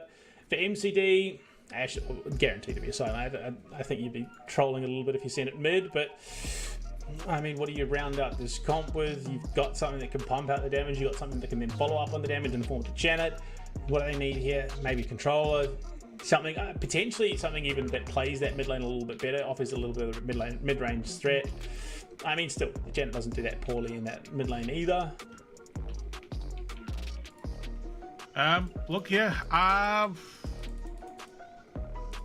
A good supportive third brawler would actually be a pretty solid choice here, I'd say, given that there's good opportunities to just reinforce some of the positions. Maybe a Janet, maybe an Ashe as the lane play, but all things considered, maybe a Poco, maybe an Otis even to be brought on out wouldn't be a bad shout, all things considered. But otherwise, a Gene pick would be still a pretty straightforward one, considering that Poco's out of the equation. Yeah. Okay, there we go. The pick was glitched out, but we're in. We're looking to get things underway. The Ashe is out, and yeah, it's a Carl, as we did expect. So Carl coming through. I definitely think that was the right way to go. And already you can see big priority taken from Monarchy. They lead 6-3 in terms of gems held, and it seems that Strant playing the mid lane on the Mr. P is going to be that gem holder. The grabber himself, Ayush, still alive somehow, but Rox jumps on in with the buzz. Spin to win. comes out of JD on the car, but that only gets them so much. It does close that gap a little bit. But far from the be all and end all, the bird walk. Chuo is going to burn on down. The hotel help is not going to be enough to finish off Ayush. It's going to be Captain Rocks to get it done. Chasing with the buzz, the fly on through, hypercharge from Instinct, getting some damage out. Trying to clear out those hotel helpers as well, but big kill found. Walk Chuo takes down the Janet, sets themselves up for the countdown. But yeah, look, the timer starts, big explosion as the hypercharge comes out, but the little helpers cleared out just in time because Walk could have been in a lot of trouble if they all connected. Jakey trying to close that gap, but with no time remaining, Monarchy get it done pretty cleanly. Yeah, Walkthrough did a pretty solid job there to put the final nail into the coffin of the performance from the opponents of MCD. And yeah, look, Monarchy are certainly looking pretty good. All things considered, at least on the gem grab, they're looking quite strong. They are looking consistent. They are looking very ferocious as well. And well, already with the lineup that they've introduced, it's a strong one. Buzz as well is, at least personally for me, is a nice and a very pleasant surprise of how well working out. Albeit the moment I say that Captain Rocks does fall. Yeah, unfortunately taking that much damage from 3 brawlers all at the same time is, even for a Buzz, is going to be a pretty quick demise, unfortunately. And there you go, Captain Rocks falls again to the Ash. The Ash is just so punishing at the moment. Walk is trying to get in, trying to deny away a couple of those gems where possible. And then Strahd walks back up, having regen some health, and can look to threaten, as only Mr. P can, of course, looking to control the mid lane. But Ayush in the backside, does he know that Captain Rocks is there, trying to clear up the hotel helpers? But Captain Rocks, a big trap laid, and successfully so. Instinct takes to the skies, trying to clear things out, but Strahd is avoiding a lot of that damage. Instinct cannot find the pick. Jakey falls immediately as this Chester just goes to town, drops the super as a bit of cover. Strahd has that hypercharge. Captain Rocks playing spoiler, jumps on into Ayush, and the little helpers can't finish off Saran with the assist from downtown. Captain Rocks survives. And they walk themselves out, but not with the 10 gems, so the countdown won't start. Captain Rocks does have the hypercharge. In fact, 2 hypercharges up, ready to go. 3 hypercharges up, ready to go for this Monarchy roster. The spin to win comes through. Captain falls. Sran taking some big damage. Jakey finds the pick. Big gem grab for him. Unfortunately, though, he will be cleared out in response. Captain Rocks jumping in on Ayush, trying to clear out that space in the mid so they can get that 10th gem up. Big damage on Instinct as well. It's all coming together for Monarchy as they look to collapse back on the mid side of the map. Jakey falls. Wow. Massive drop there from the Chester of Walk Chuo. Ayush has the hypercharge ready to go, wants to get in, wants to try and clear some space, but he's taking so much punishment, so much damage. Drops the little helpers, but it's only the regular one. There's nothing doing. 3 seconds to go. Monarchy are going to clean this one up. It was hectic, it was a bit chaotic, but they get it done in the end. Man, this, I mean, talking about the one-sided, the dominant performances, that was a masterclass from Monarchy. Even when we talk back about the very first matchup that we got to see, the Upcore Esports as well, that one wasn't even as, you know, one-sided, it felt, at least on a gem grab. Yes, they managed to show us some very strong performance, but overall Monarchy just showed us just an absolute whole new level of just how much they sent their opponents into the oblivion, and knockout feels like an overkill almost. Yeah, I mean, Monarchy just draft so spectacularly there. That gives themselves everything that they possibly could have wanted to take that out, and it was, yeah, you could see it was definitely feeling a bit rough there for MCD by the end of it. Going into the out in the open, like you said, we have not made it to a safe zone yet in the quarterfinals, and unfortunately, Cthulhu, I don't think we are going to make it in at all. We are not going to see a map 3 in the quarterfinals. We're going to have to wait till the semis to get that far at all. Exactly that. Yeah, out in the open potentially is looking quite grim here for the MCD roster. Not much was really shown from them on that gem fort, and usually we would at least get to see some sort of sparks of life, some sparks of fighting back from the losing roster. In this case, that was as far as possible from the case. Monarchy, look, for them, they've shown us perfect control, a very ferocious, very in-the-face approach here. So I'm almost expecting here to see a very similar play as well going into the knockout, straight from the gate, really ready to rumble from the get-go. I doubt that they will get as audacious with a pick of Buzz like they did just now, but certainly I would imagine mid-range to long-range opportunities are going to be pretty thorough here. Yeah, I mean, look, Monarchy drafted that pretty well for MCD. They definitely left a lot to be desired. So I think coming into the second map, they're going to have to be a little bit sharper when it comes to the drafting if they want to try and force out a map 3. But I don't think realistically Monarchy is going to be that fast. I don't think they're going to let this go to a map 3. They want to get it closed in 2 and book themselves a spot in the semi-finals. So, I mean, at this stage, MCD have their work cut out for them in a pretty big way. Oh yeah, there's a lot that is going to be holding on this knockout game, yeah, look, not looking particularly too pretty right now. I'll have to say. All things though being said and done, I just want to see some sort of, you know, maybe even a Hail Mary pick.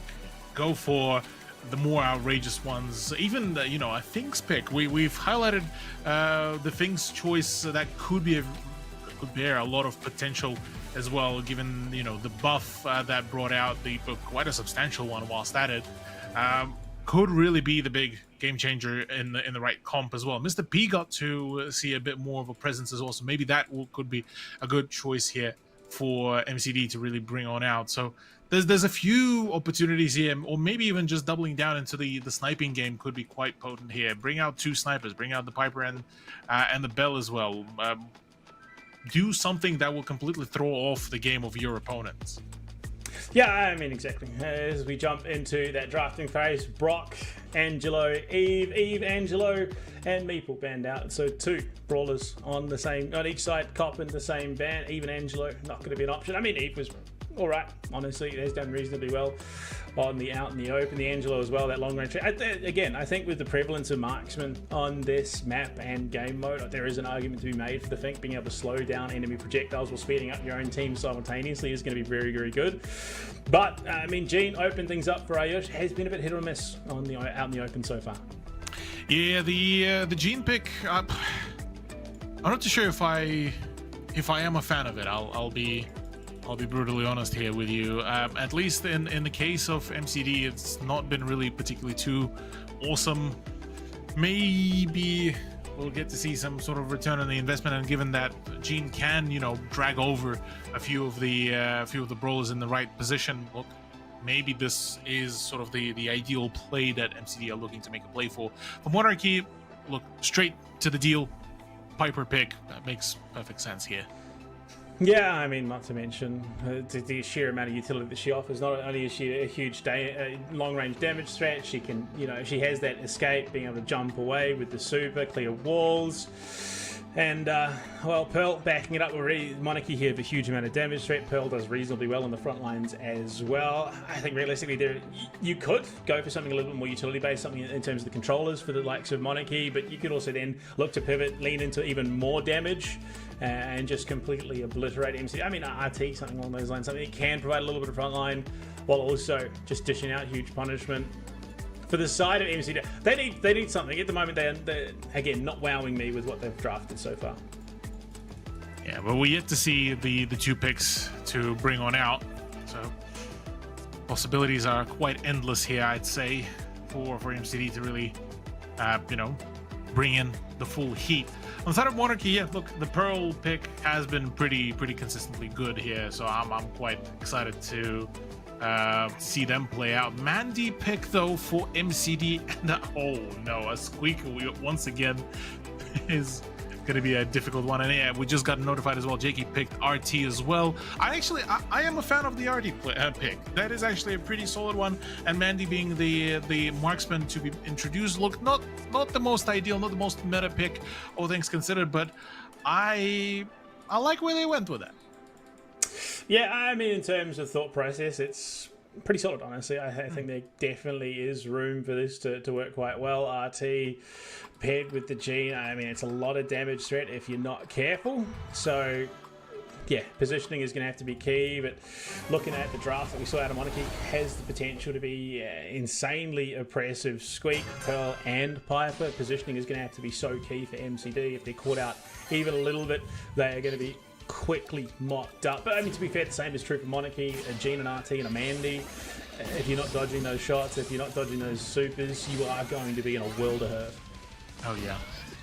straight from the get-go, it seems like Sran and co are looking to really cross on over through the mid to try to take those engagements nice and closely as well, to not allow much of the movement space for MCD, rightfully so. The RT is looking to try to fight back, but the Pearl is actually outputting so much damage here to lock down so many angles as well. And yeah, look, Monarchy establishing some early dominance, albeit a lot of low HP to come on through. So one wrong move and that is it for the momentum for the Monarchy players, but it doesn't look like that is going to be the case so far.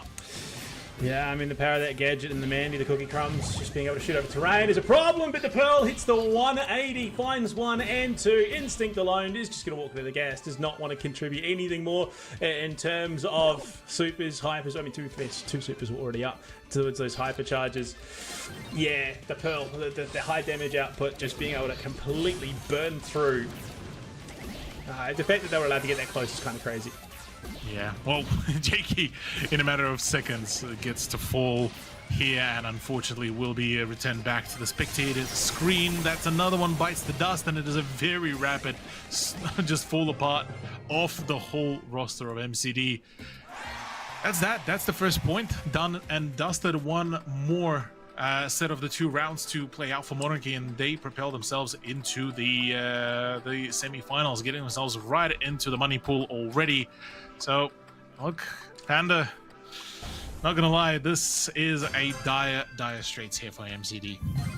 It is important to be able to dodge damage output, especially when the damage output is the likes of a Piper, Pearl, and a Screet. That is a huge amount of damage threat if you are mispositioning, and that's exactly what MCD did, unfortunately, mispositioned and were punished heavily because of it. Nyusha survives the 710 HP to dream, because Captain Rocks on the Piper clipped him in the back of the head at maximum range. They will get the pick onto Sran though, so Instinct on this Mandy, working that right-hand side of the map from range, is being a bit of a threat, and now they can start to take some priority around this side, the Monarchy side of the map, but it is only the first of 2 at least needed, and there you go, the turnaround. The turnaround is key! Piper and Pearl going to town. Ayush has 300 HP, and he's going to be caught. That is why you need to dodge. You need to be able to move and avoid the Piper at max range. Certainly so, yeah. Look, Piper once again showcasing to be the absolute thorn in the side of the opposition, as MCD are feeling the full hurt here. Finally starting to get a little bit more courageous about their approach. Sran does take quite a fair bit of damage, but a huge falling marks the countdown. The end of MCD's run is one last standing, and even then, Sran actually does fall, so a bit of a fight back now from Gene, but 2v1 usually does not end particularly too well here. Super goes out, wall's cleared, and watch you. That's it. Yeah, look, it's a Piper. And it's a Piper who's hitting targets at max range. Captain Rock's playing just some phenomenal marksman there on the knockout. Look, clinic. There are times when you can face tank attacks and abilities. When it's a Piper and a Pearl, it is not that time, okay? Yeah. Not that time at all. It is quite a rough turnaround here for MCD, but look, from here on out, it's the semi-finals. I believe that's the BO5 territory as well, so a much longer trial for each one of the remaining 4 teams, and from there on, only 2 will get to stay alive and battle it all out for the grand finals, and for quite a substantial upgrade in terms of money. Well, 8 teams started the bracket here in South Asia for monthly finals 2. 4 teams remain, and by the end of our next series of matches, only 2 will remain. When we come back after the break, it's time to jump into semi-finals territory. See you soon.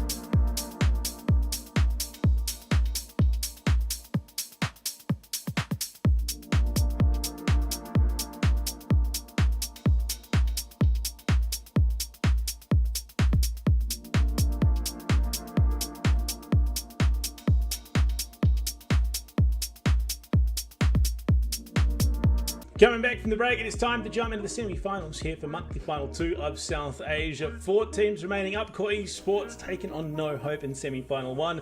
Overthrow take on Monarchy in semi-final number 2. Now Cthulhu, all 4 of these teams came through in pretty one-sided, dominant affairs. They absolutely blew their competition out of the water. None of them really felt like they were overly close. A couple of matches were to start off with, but they ultimately all ended the same way. An absolute shutout. And up first now, semi-final number 1. Up Core Esports coming in, Trishant Yash and Ash King, finding some new representation coming out of monthly finals 1. These guys have been looking on fire, but I have to say this month it definitely looks like there could be some competition for them. Oh yeah, absolutely. The competition here is pretty full on. Albeit I have to say, the way how we got to see both teams like Upcore and Monarchy to play out, I feel like both for No Hope and Overthrow it is going to be an even more of a deadlier sort of matchup. And here No Hope, look, they got quite full on with the emoting as well, trying to lean into the mental warfare here. I don't think that thing is going to work against Upcore Esports. Yeah, I definitely think that a team as veteran as Upcore Esports are probably not going to succumb to the mental warfare, so to speak. So, I mean, in the grand scheme, yeah, this is more than likely going to come down to them drafting strong and probably winning strong, of course. But on top of that, it is semi-finals time, so a new map pool coming into it as well. Into the best of 5 territory, we start things. Dueling Beetles, Hot and Zone, Super Beach with the Brawl Ball, Bounty for Layer Cake, Hard Rock Mine Gem Grab, and Out in the Open Knockout makes its reappearance, but it is in map 5 this time. Yeah, Out in the Open, once again, you're getting the opportunity to shine. Well, as the final decider is not a bad idea, all things said and done. But Dueling Beetles is one of those maps that I feel going to be a really big, telling map to show us how that momentum pace is going to be done, how the overall playstyle going to be brought on in. And then the Super Beach is where we get to see, how the endurance game is going to be actually coming into all of this, because very high octane matchup for the Brawl Ball is going to be pretty potent here, I feel. Yeah, I mean, look, it definitely is going to provide some room for a little bit more flexibility in terms of those drafts. I think we get to see these teams deviate a little bit more from what we saw. Obviously, it did pretty draft distance between a best of 3 and a best of 5, of course. But, I mean, so far, Upcore should be able to play their game pretty comfortably. I don't think they're going to suffer too hard going into a competitive ban phase against a team like No Hope. But again, in saying that, best of 1 format, that is where upsets can happen pretty brutally. Oh yeah, exactly that. Single elim as well, a very brutal case. But yeah, for Dueling Beetles, I'm quite curious how this matchup will really work out, because there are plenty of opportunities for players like very tanky brawlers like Sam, like Ash, even Buster as well to a certain degree could be a pretty decent choice. Maybe a bit of wall breaking as well, so for somebody like RTU, like Brock, like Griff as well, just to isolate that cover and maybe open up the opportunity for some of the longer ranged brawlers to really put in the havoc, given that on both sides of that hot zone as well there are plenty of bushes under a cover as well. So pop in and pop out the moment you need to disengage from the battle should be the sort of the initial strategy. But I feel like once we do get to see some of the wall breakers to come on through, that's where the better team will get to shine. Well, unfortunately, you manifest his ban more than anything. Griff taken out to start things off. B banned out on both sides. Lou taken out. I mean, look, he did receive a bit of a whomp from that nerf bat, but he's still banned out and he's still reasonably strong. Meeple, Poco, and then a mirror ban of the B taken out as well. I mean, so for the most part, understandable in terms of what they would have offered to these teams if left up and available. Neither team wanting to deal with it. Meeple as well, proving that he's still a pretty intensely strong pick. And the Ollie for the first time today, making it through. Yeah, finally we get to see an Ollie. I'm actually quite keen to see how after the nerfs that tanky brawler will get to really play out the play out his gameplay, given that RBJ as well has been able to really put on quite a performance with the game that he managed to really showcase us. So No Hope may just have a pretty solid start, pretty steady start, all things considered, to go into the peak phase. Yeah, absolutely. I mean, coming into it, I mean, already offers a pretty decent amount of frontline, decent amount of mobility. Stu going to be picked up here by Upcore Esports. So, again, leaning into that high explosive damage in response. I think the Stu has been all right so far today in this bracket. I don't think it's going to struggle hugely. I think if Yash wins the opening, and Chester as well. So they are much the same going into repeat drafts. Two brawlers that have worked very, very well today anyway. Certainly so. Well, yeah, Stu being a big performer is still a telltale sign that no matter the nerfs, still that brawler is a pretty potent one. I'm quite happy to see that Chester making a very firm appearance as well, in a similar way how Gus were in the last month. So coming into this one up core, seeming to be pretty happy. I would be probably looking at a little bit more of a tankier pick for Tresham, but otherwise No Hope might be cooking. The Meg as well, so No Hope opting into some pretty beefy frontline for the hot zone, which, I mean, is a strategy that we do see some teams implement in terms of just having that absolute bulk up in the front on the zone itself, soaking that time, soaking that damage. Again, received a little bit of love from the nerf ban, but again, it's a much of a muchness. Your hypercharge rate has been decreased by 5%. Whoop-de-doo. I think in the grand scheme of things, Meg is still going to be pretty prevalent, and then Mr. P as well. So not only have you got these big frontliners in the Ollie and the Meg who can also dish out a decent amount of punishment, you've got a Mr. P on the back line who's going to be pumping away. Yeah, look, No Hope, look, it's not the perfect draft. It was never going to be the perfect draft because obviously bans are a thing, but Upcore definitely could find themselves struggling in terms of total health pool. So they've got the damage, but they don't have the bulk that No Hope do, which is I suppose the opposite. No Hope doesn't necessarily have the damage that Upcore do, but they have the bulk. Yeah, exactly that. Looking at the pick of the Squeak as well is not actually a bad choice. We already got to see him to be showcased on a multitude of the opportunities and a multitude of the plays in the quarterfinals, now in the semis. Look, I'm curious. How will Upcore be able to really utilize Squeak to the fullest against what is actually a pretty steady lineup that No Hope has introduced?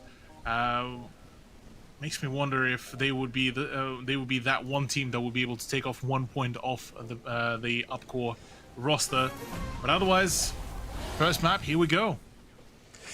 Yeah, I mean, look, zone control definitely goes the way of Upcore. Between a Squeak and a Chester, you've got a lot of potential zoning to really make a struggle streak for this No Hope team. And already the Ollie coffins in punishment against the Squeak in the mid lane. Trashant going up at it with High J. Big damage out of the Meg, but as soon as that mech drops, he should be alright. It's Ash King the first of all. In fact, there you go. High J D-Max, now looking for something, but does survive Trashant. 1000 HP, will turn around with the fadeaway and find the pick early. But with that being said, No Hope have the priority and time on the objective so far. They've got the map priority to back it up. AK, again, getting out some great damage. Ren dives on deep into Ash King, takes some big punishment. Ash King survives. It is at the cost of Yash, though. Yeah, the cost of Yash is not particularly the best choice. As, yeah, so far, so good. For Upcore, things are looking a little bit bleak here and trying to find the positioning. So much ground so far been taken away from No Hope, or rather from Upcore by No Hope. And it's, yeah, very, very quick and clean performance so far. 82-16. Upcore certainly struggling, but maybe now they'll get to see a little bit more of a return to form the moment we'll get to see the Abijay's play D-Mech. The hypercharge does come out, but it's a little bit off the mark. All it really did was connect with AK for a little bit, and No Hope, off the back of a bit of mispositioning and some, well, mispositioning on the part of Upcore and some superior play from No Hope on the whole, are able to take the first of the hot zone. And yeah, this was the problem. You look at the draft, unfortunately, you double down on the damage. Upcore sort of force themselves in a position where actually we kind of need to keep tripling down on that damage, whereas that bulk for No Hope was already there. They could pivot into the Mr. P pretty comfortably. So, right now, with what's needed to get the wins here. 3 sets and you're done. You take that spot in the grand final. But in saying that, right now, No Hope are looking like they might be the hope in this situation. Could certainly say that. Few more opportunities here, but Ash King and the rest are being shut down pretty thoroughly there. Finally, Upcore do manage to find themselves a bit of a return to form in the way how they are playing it all out. No Hope trying to get themselves back into the swing of things. Once Meg does get it underway, maybe, just maybe, we'll get to look at potential new approaches, new opportunities here. But Ren already pushing in, and that is already gone, completely dethroned. Upcore Esports not looking particularly too hot here. I mean, Upcore definitely have some time on the hot zone. Gives them a little bit of breathing room, but the map priority is their hypercharge available for the Arc. Ren is on the other side of that wall. This Ollie is looking to be an absolute menace right now. The Hypnotize can really, really upset the momentum. Ren jumps on it. The Hypnotize off the mark. He's not going to connect it there, and it should be an easy pickup. The kill does go the way of Upcore. Hypercharges galore. 1 dropped now. 2 dropped as well as they look to push on the objective. It was all tied up there by No Hope, but as it stands, Upcore are going to take that map priority back, get themselves back in the lead, if not by a little bit. Hypercharge comes out from Yash, jumping in, will find the kill, but it's traded out from his teammate Trishant. They still keep that priority on the hot zone itself, and they will keep taking that time up. The Meg has felt so underwhelming here in this second round of the set, and Ren jumps on it, Hypnotize connects. Trishant finished off, but Yash still has that time on the objective, still on the hot zone. Contesting against HiJ, doesn't have the HP, but will have the time he needs. And Upcourt will tie it up. They force a decider here on the hot zone. Yeah, very nicely done here from Upcore.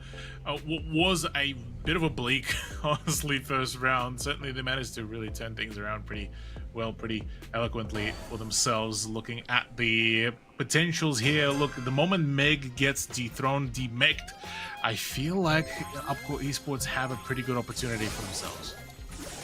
Yeah, I mean, unfortunately, HiJ just couldn't find that opportunity. He was constantly in threat of being DMX, so had to play a little bit safer. Ren now in the mid lane, they feel like they've sort of cottoned on. They've put Yash in the mid lane as this Stew. They will get the DMX onto HiJ. Ren tries to jump on through. Yash dives out, and with the assistance of Ash King, will find the pick. Gives them that priority over the hot zone once again. They can start working their way up, taking that control. HiJ doesn't have the HP to be fighting this as AK falls as well. Ren not long for the world either as they dive on, and it's a full wipe of No Hope, and they will stack up some pretty impressive time at the moment. HiJ has the super, as does Ren. They can find the opening to get on into the thick of this Upcore roster. They might be able to make something happen. They take that control back, give him the bolt. Ren jumps in, he's taking so much damage, looking for the Hypnotize. Will get it onto Ash King, but that's not the target you need. Trishant doing some great damage in the back lines. Will be a kill from beyond the grave as somehow Ash King trades his life out. The hypercharge there for Trishant. If he can land it in the right place at the right time, that's some big damage that can come out, but he's going to hold it. Will fall eventually. Upcore though, off the respawns, get back into position,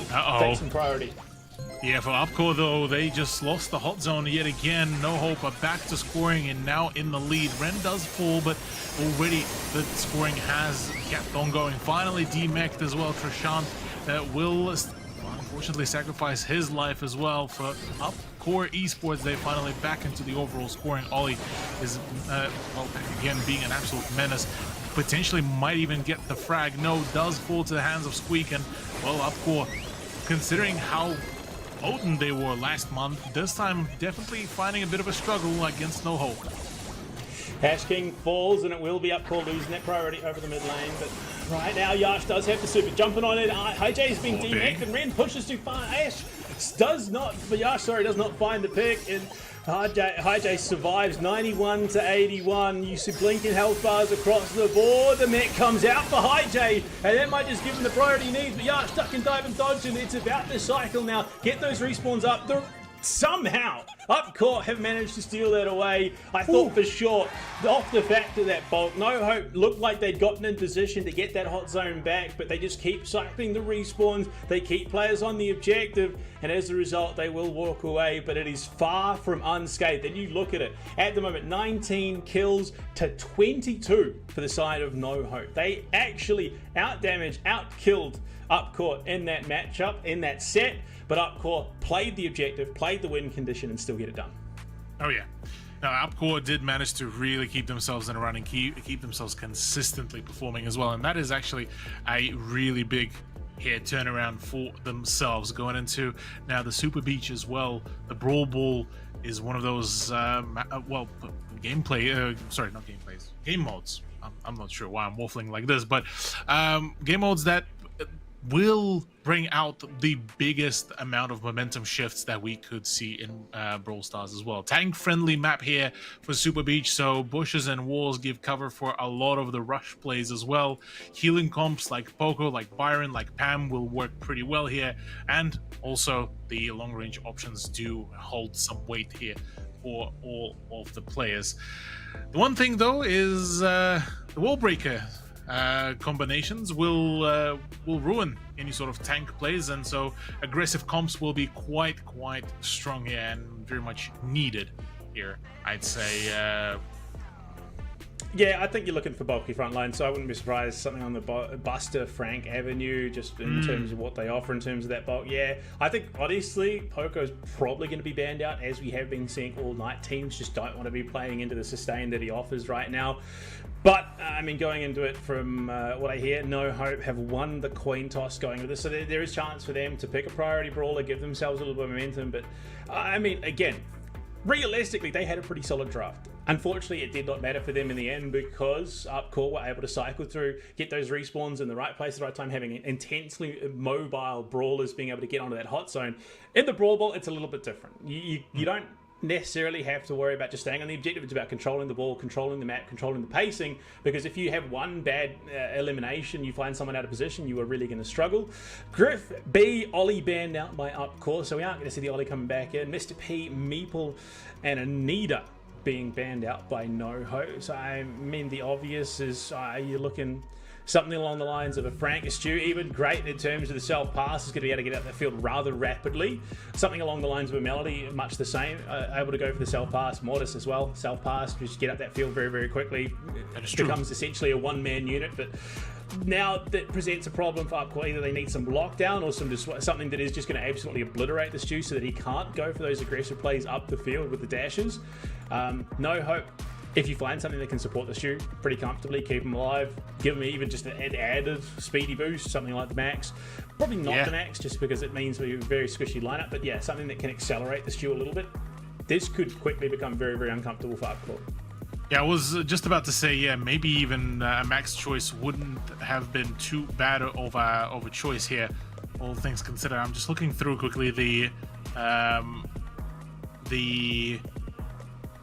patch notes, pardon me, as I believe I could have sworn there was another buff / nerf to coming out for for Surge, but doesn't seem to be the case. Instead, we actually get to see the Poco plus Carl combination, which I actually quite respect, despite the fact that Poco actually copped a very severe nerf for himself. I mean, the gadget cooldowns for tuning fork as well went from 16 to 20, and protective tunes from 11 to 18 seconds, which is an absolutely massive nerve there for the support brawler. So for Upcore Esports now, it's all about maybe adding a little bit more mobility or potentially just more damage output, really, to just keep up the disruption game.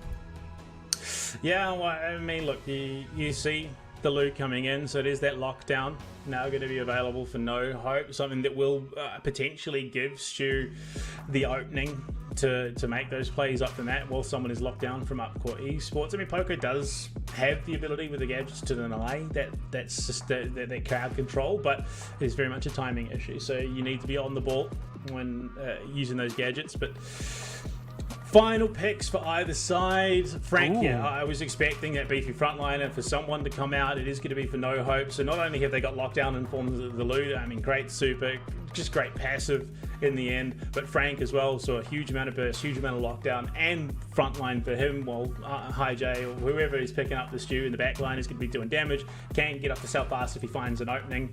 For Upcore, they don't necessarily have that same brawler that can streak away up the field, passing the ball to himself and looking for a shot on goal.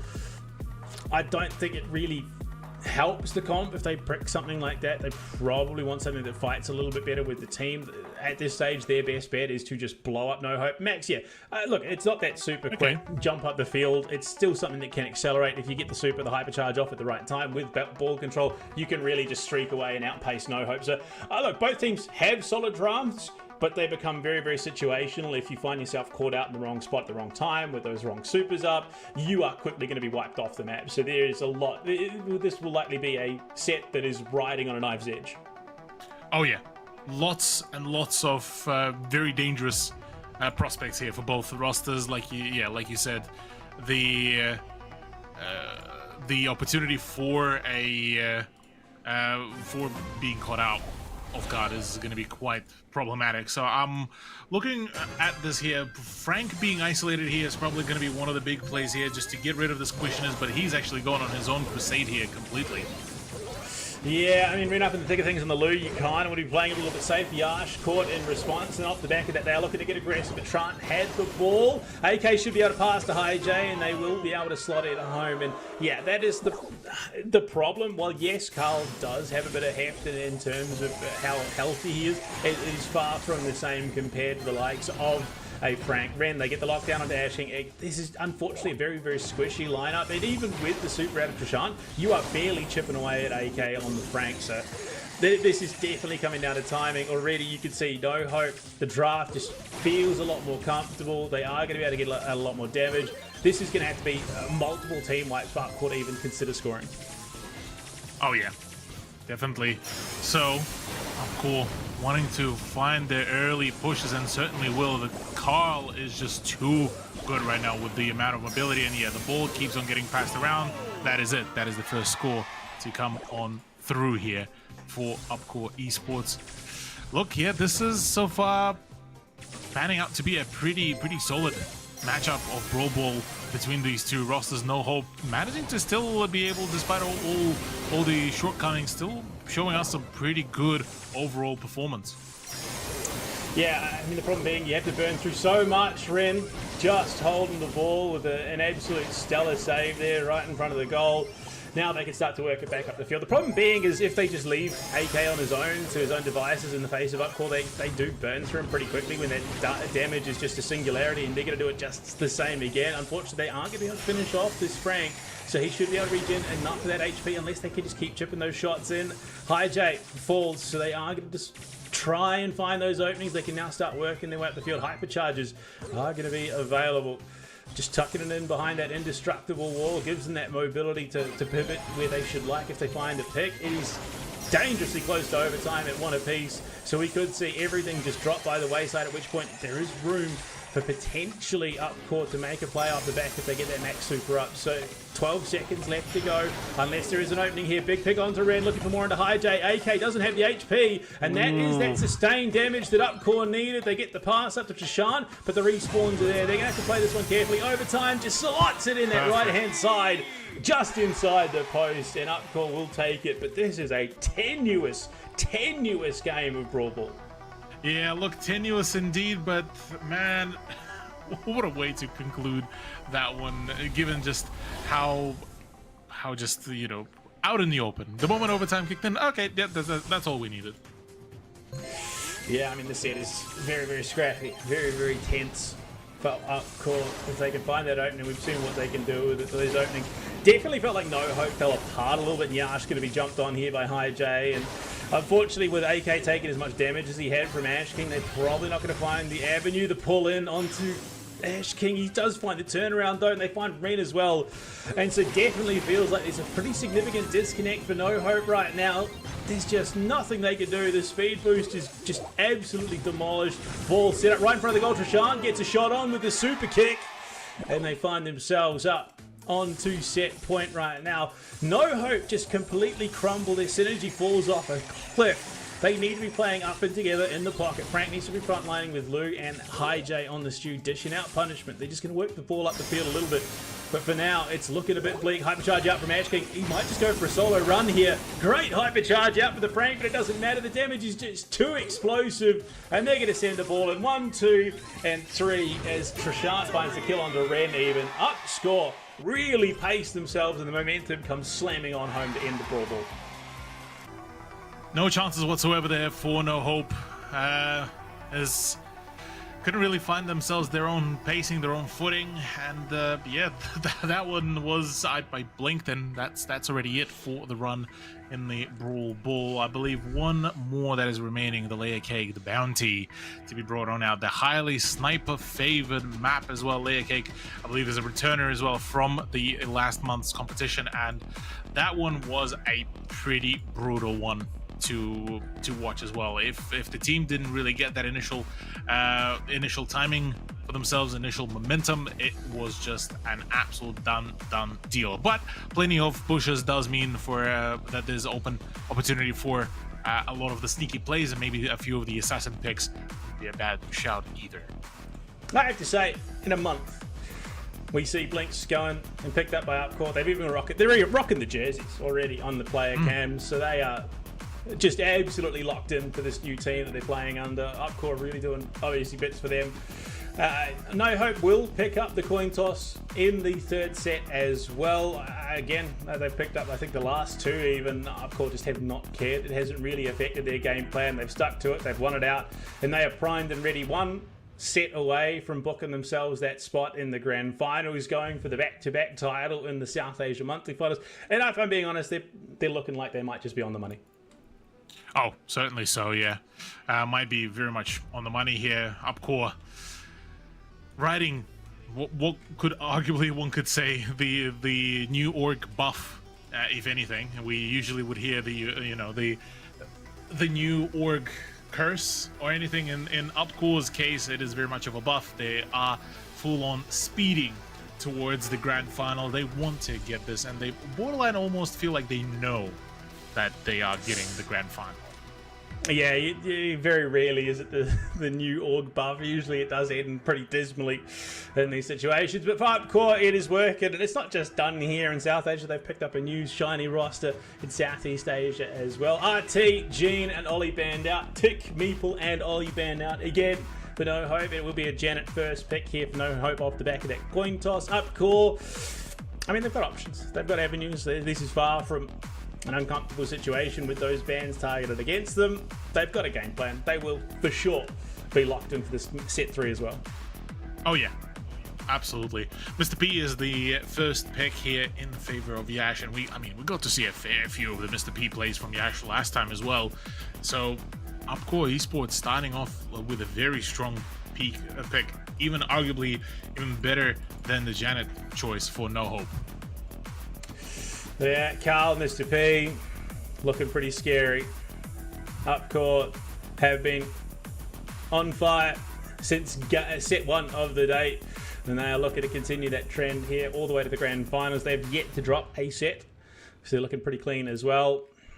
For No Hope, I mean, even striking a blow here would be good for them in terms of the mental. I think realistically, even if they do take a set away from Upcore, that probably not winning the overall match. Just Upcore looking that much cleaner at the moment, but it gives them motivation, gives them momentum going into monthly final 3. And remember, it is about points accumulation. So just playing in every monthly final is going to stack up those points. It doesn't have to be a first finish every single one of them. And so long as you're in that qualification for the Road to Brawl Cup, it gives you a chance.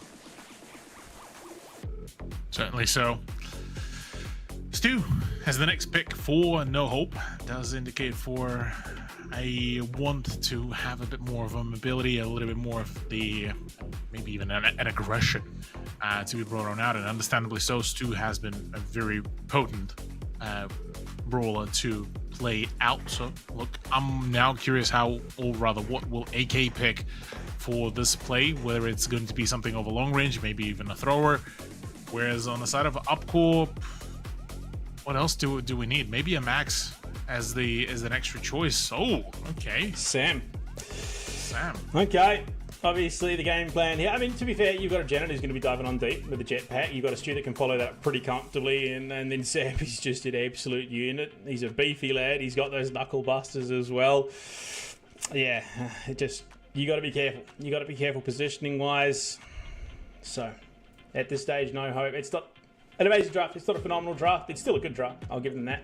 But Upcore, have the answer here with the final pick.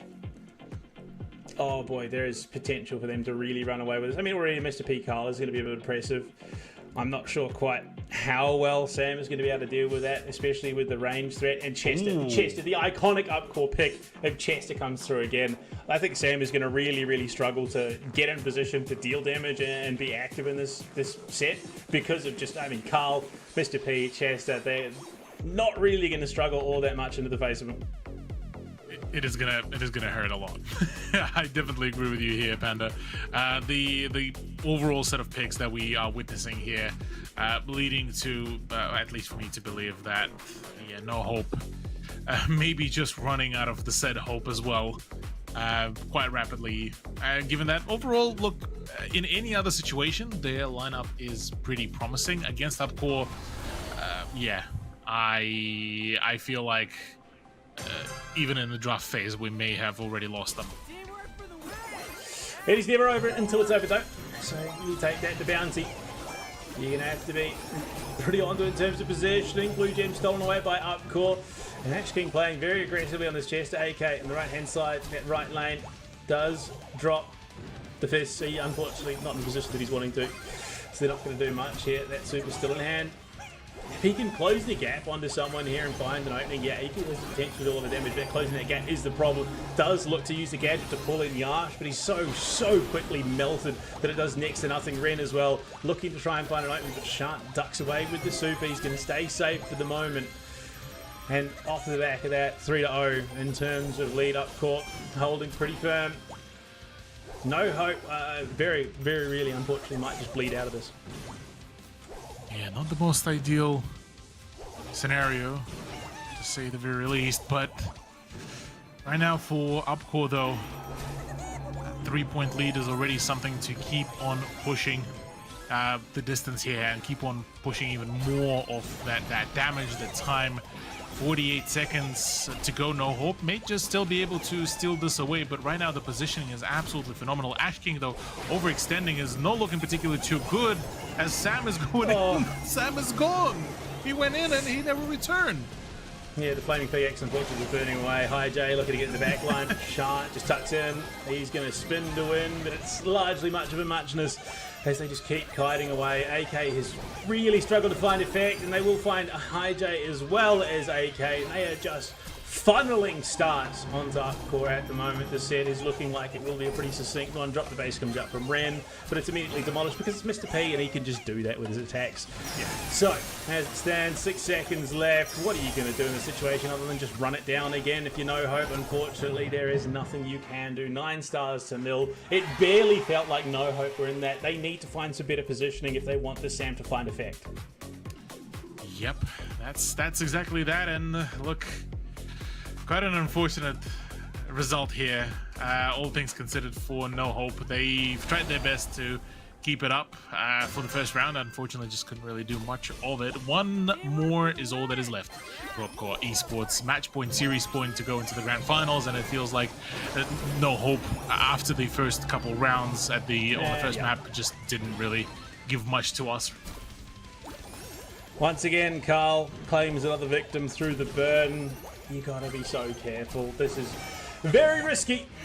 And unfortunately, given that advantage over in such a significant way already to Upcore, you're putting yourself down in a very rough spot. This Carl has been an absolute menace, understandably so, given how much impact he can have on the map, and the Mr. P as well. There's just next to nothing I think Upcore can do at the moment. AK King going to be playing this right-hand lane, but what can you do? You just cannot close the gap because of the sheer amount of damage. No, not at all. Yeah, the Sam choice sort of bit back here against no hope, unfortunately. As much as I do personally enjoy a bit more of the out-of-pocket picks, in this case it's just all very much of a forfeit game. Attempts been made, and well, for Upcore, funnily enough, we were talking about, you know, the teams getting pushed into their own corner. In this case, Upcore are very much happy to just sit pretty in their cover and enjoy the spoils of their winnings. Yeah, no hope. Unfortunately, not much longer for this world. They're going to try and do what they can, but the heat inject is just too much of a problem. I mean, we used to see the flying hook be the standard, but no, just the burn, the sheer damage output of this Upcore roster. 5-3, yes, they find themselves in elimination, but what is that going to achieve you when you don't have the stars to lead or anything? Oh well, it's a rough road, and so unfortunately in this matchup, someone had to lose. Certainly so, yeah, no hope for themselves. They only managed to score themselves that the first set of the rewards from the prize pool, and just about that is it, really, in all of the play. Final few bits of damage, but yeah, that is it. Upcore Esports are the winners, and the first team... Oh no, pardon me, no. Just at the last moment, I got surprised and bamboozled here, and yeah, no hope managed to really clinch it all out at the last moment, but man... Yeah, it still feels like maybe a bit of a band-aid over a much larger wound, but at the very least, we do get to see a little bit more bite back finally. Yeah, look, it's been a rough one, but still, are you really just putting a band-aid on a broken arm at this stage? No hope. Yeah, they finally get it done there at the tail end, but they need to win this next one to even start forcing things. Trishant again on this Carl has just been an absolute problem. The heat ejector, the gadget for this Carl has just been so hard, so punishing today in the South Asia Fighters. There you go. They're looking for an opening up the Trishant spin to win. He does catch AK with the fadeaway. Hi Jay, very much in enemy territory in danger, just trying to dodge out of damage upon damage. Ash King as well doing much the same, but far more successfully. 9-0 with 1:17 to play. Upcore, they took that last round of the set personally. They're looking to get it done here now. Oh yeah, certainly. They're looking to wrap it all up, say, okay, right, that's enough of mucking around. They did manage to get themselves a kill onto Ash King, and that is a 3-pointer in their favor, but 57 seconds to go for Upcore. They're realizing that, okay, maybe it's time to fall back just a teeny tiny bit as Yash already picks up yet another one. Mr. P is just absolutely going to town, 500 HP, and Janet unfortunately couldn't find the finisher. AK falls 14-3, even with a full team wipe. This does not look particularly too pretty here, and Abijay does try to get some sort of game going, but unfortunately only just lost his HP and had to fall back. Yeah, and it's just getting bad, worse and worse, unfortunately, for No Hope, as that Mr. P is proving such a problem. Ash King as well on the Chester. The iconic Chester, 19 seconds, and unfortunately, even with a couple of good picks, I'm not sure No Hope could find the opening they need to on the main star carriers. Trishant has the hypercharge available. Yash has the super as well. Spinning onto Ren, takes the skies just to survive an AK. AK has just unfortunately been an exercise in futility here in this set. The Sam has not found the traction at all that they've been looking for. Upcourt will book their spot in the grand finals once again. Back-to-back finalists here in the South Asian monthly finals, and they're looking to go back-to-back in terms of championships as well. Phenomenal turnaround here for Upcore Esports. Got slightly caught off guard on a few of the runs, few of the games, and but ultimately managed to really bring it all back in a pretty firm manner. So, well, with that closed out, we have finished our first semi-final. One more to go before we find ourselves in the grand final, and this is where the heat is turned up to the maximum. Yeah, it's time to see who joins that massive Upcore roster in the grand finals. Right now, a quick break on the other side. Will we see if Overthrow can live up to their name and take down the monarchy? Come back after the break to find out.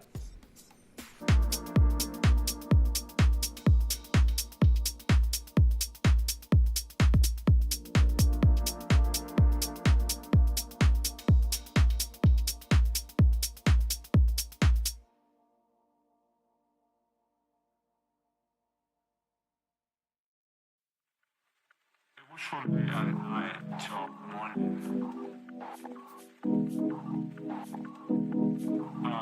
It was from the other night till morning. Yeah. From the other night till morning.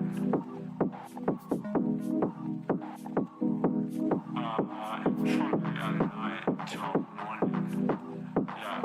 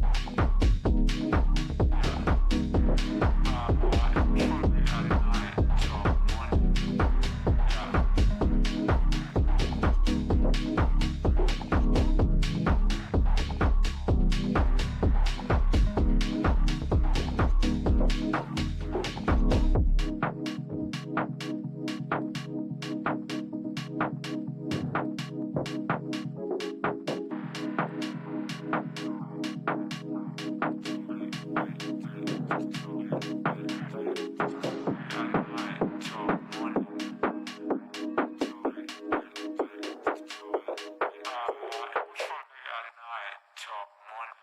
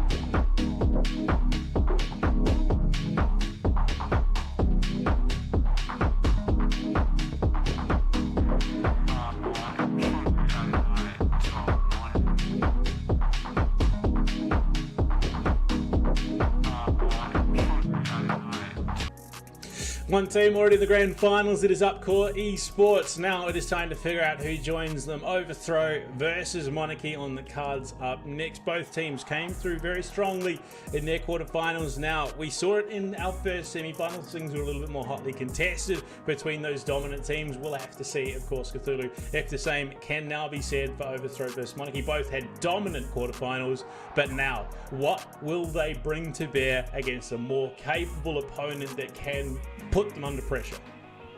Yeah, this is going to be the ultimate test, I feel, for Overthrow. We've talked about them being one of the fresher introductions to the overall monthly finals here for the Brawl Stars, whereas Monarchy came into this swinging wide, really, with their performances.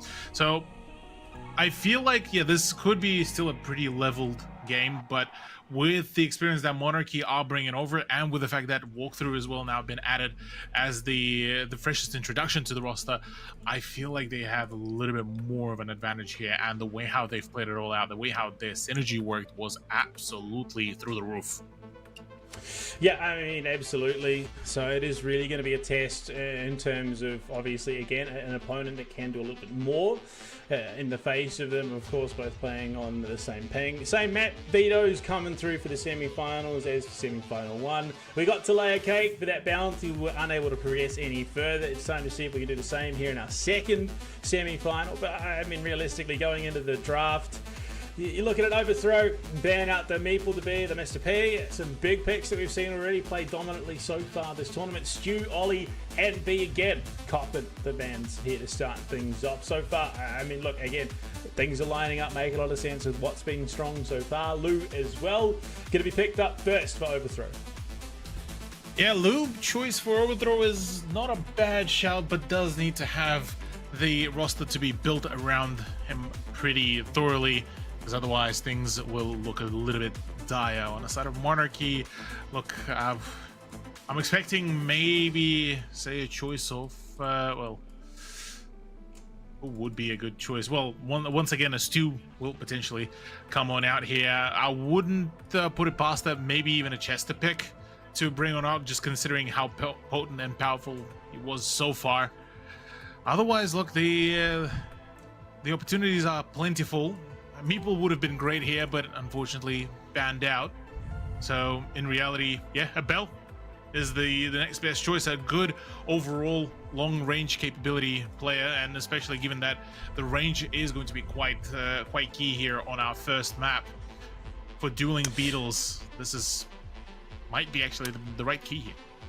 Yeah, I definitely think staying out of range of the Lou as best as possible is going to be the best game plan. Both have reasonably long ranges, but I mean, that Lou is probably going to be a little bit more focused on the front line. The Lola coming out from Monarchy as well, who again has seen a little bit of love as of late. It's going to be interesting to see sort of how she sits in this stage of the competition, but for the most part, I mean, Lola's always been pretty good. Hypercharge charges a little bit quicker now. She also received some love reasonably recently in terms of patches in the last patch, I believe. So yeah, he's definitely going to be, I think, coming into her own a little bit more.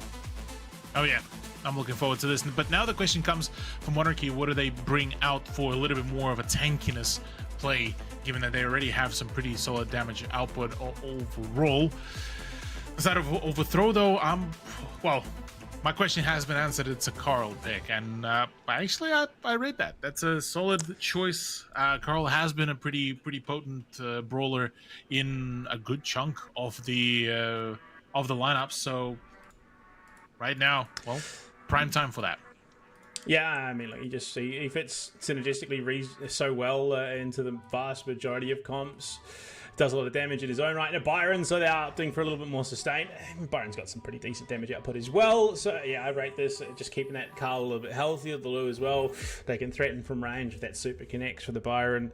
Is going to be very much a problem situation for Monarchy. So the question now becomes, obviously, how do they look to round out their comp in terms of what they've got? They've got the damage. I think they lack a little bit in terms of setup, lockdown, and of course frontline. So how they opt to do that is anyone's guess. Yeah, frontline, well, Melody, okay, actually, so it's just heavy engage. Yeah, there you go. Heavy engage, yeah. I respect that. Honestly, not a bad choice whatsoever, with Byron as well being introduced. We actually got to see Byron, I want to say, last month's SEA games as well, and he came in pretty big in the right hands as well. And whilst not the biggest pick rate for him, but in the right hands, an absolute devastating power. Yeah, I mean, in terms of just being able to keep players on objectives with those brawlers, I think the Byron's going to offer a lot. The Melody is going to be able to cycle through, get in deep, do as much damage as possible, ultimately play your life, but then off spawn you can then just dash back up pretty quickly. So not to mention the fact that you could finish out a lot of these kills. As we jump into it, overthrow, looking to get this done if possible, but you can see, I mean, both teams hungry, looking for this opportunity to Carl in through mid. Who gets the first touch of the hot zone? It is going to be overthrow. Good start for overthrow, but Monarchy returning back the fire, looking to keep up this pressure. Already getting a few steps here and out, but it's interesting to see that it's only the middle players that are getting a little bit more presence. We usually would see a bit more of a bunch up, but Sufyan is actually opening up the scoreline. Will be making things much more comfortable here for overthrow. 1-for-1, Strand and Valiant trade each other out, and in fact, in the end, Captain Rock's running up through mid. He's got that first note up, looking to finish off Sufyan, but the super comes out. Captain Rock's ducks away. You're looking for that follow-up damage, finds the finisher, and it will allow Monarchy some time on the objective. Jumping over to Shamar, gets the finisher on the Lu as well. And this is what Captain Rocks is such a staple of the Asia Pacific and the South Asia specifically community. The Lu super comes down onto the hot zone, just completely keeps Monarchy off it, and that's largely, I think, why the Lu has been played. Size-wise, it lines up pretty well, but overthrow get themselves back in. They're going to get that priority off spawn. Walk needs to get up quickly because that time is ticking away. Certainly does. The time ticking away, the opportunities are ticking away, and overthrow have been pretty steady here in terms of the earnings. Captain Rock's trying to find a bit more of a return on the investment, but so far just copying only a whole ton of damage, unable to really find any sort of foothold, making it a pretty severe distance really for overthrow to take on in. 74% is not looking particularly too great. Yeah, I mean, great hold so far from overthrow. Monarchy have a lot of work to do to catch up on this, but the hypercharge is going to be available for Captain Rocks on this Melody if they look to dive on through. And the Lola super was used, the ego, to try and create some space and take some damage. That Lu super is very deep, forcing Captain Rocks off for the moment. 85%, they are on that home stretch to get things done here. Sufyan pops the super, looking to dive on deep with a Carl, but it does allow Captain Rocks in the backside, but he takes so much damage for his efforts. Gets finished off, and overthrow will just walk this one home. They get it done. And what was a back and forth, I think ultimately Monarchy not doing themselves any favours with this draft. It's not a bad draft, but you can see when played the way that they want it to, overthrows is very easy to successfully pull off. Obviously, Lu, Carl, pretty brainless in the grand scheme of things, whereas the Melody, you need to find those openings. Having a Byron as well, just to round things out, to find that extra sustain. Yeah, that was always going to be a tough one for Monarchy. Look, it's not that they can't do it, it's just going to struggle to. Oh yeah, certainly a struggle indeed is actually would be the best way to really describe this. It's interesting to see that Monarchy finally are starting to just pile in just to try to take that firmer control over the objective, and certainly will, but the trade-off does come on through. It's the Carl of Sufyan is actually coming in quite rather big here with the damage. Captain Rocks trying to make the play happen as yeah, Valiant falls, no support, but damage output is just so powerful here from Overthrow that we might actually see the first, the Monarchy roster take a bit of a damage here in terms of the scoring. Captain Rocks dives on, but there's just so much sustain between the buyer and so much bulk for the Carl. 1-for-1. Well, 2-for-2 trade ultimately. So one player remaining from each side, but Captain Rocks gets up the spawn, dives on in, finishes off Sufyan, has that hypercharge and a couple of notes up and available as well, as they might look to try and split the difference. But with respawn time is coming up, they know that Sufyan isn't far away, and if Captain Rocks said it was likely going to be a death sentence, the ego's out. My god, Orc is just going to cop some big damage. The ego cops it as well as the heat eject is diving onto Sufyan. Big damage out from Captain Rocks, but the spin comes through. He's got to dive away, and they will both go down. A 1-for-1 ultimately, but they follow up with a kill onto both remaining members of Monarchy. And Overthrow are indeed eating cake right now. Oh yeah, they're eating cake and plenty. For Monarchy, they are struggling extremely here with finding just their footing, their pacing, just everything really in terms of trying to really figure some sort of a momentum out. But yeah, look, Captain Rocks once again falls to the hands of Byron of Valiant, and Monarchy, if I thought that they would be coming into this with a much more prepared game plan, unfortunately for them, that seems to be very much not the case. And well, from here on, it is panning out to be a pretty dire straits, really. It's not from over just yet, but unfortunately one, now two will fall. Sran not going to be far. They do trade out, but with 1% remaining, Sufyan is just going to walk on. And I think a large portion of this does come down to not just the Carl, because obviously Carl is very strong at the moment in South Asia, but the Lu as well. Just that super being able to cover the hot zone entirely, completely force off Monarchy. Captain Rocks in the melody. Definitely felt that, plus the Lola felt a bit underwhelming there. They just couldn't find the traction that they needed to the openings they needed to make anything work.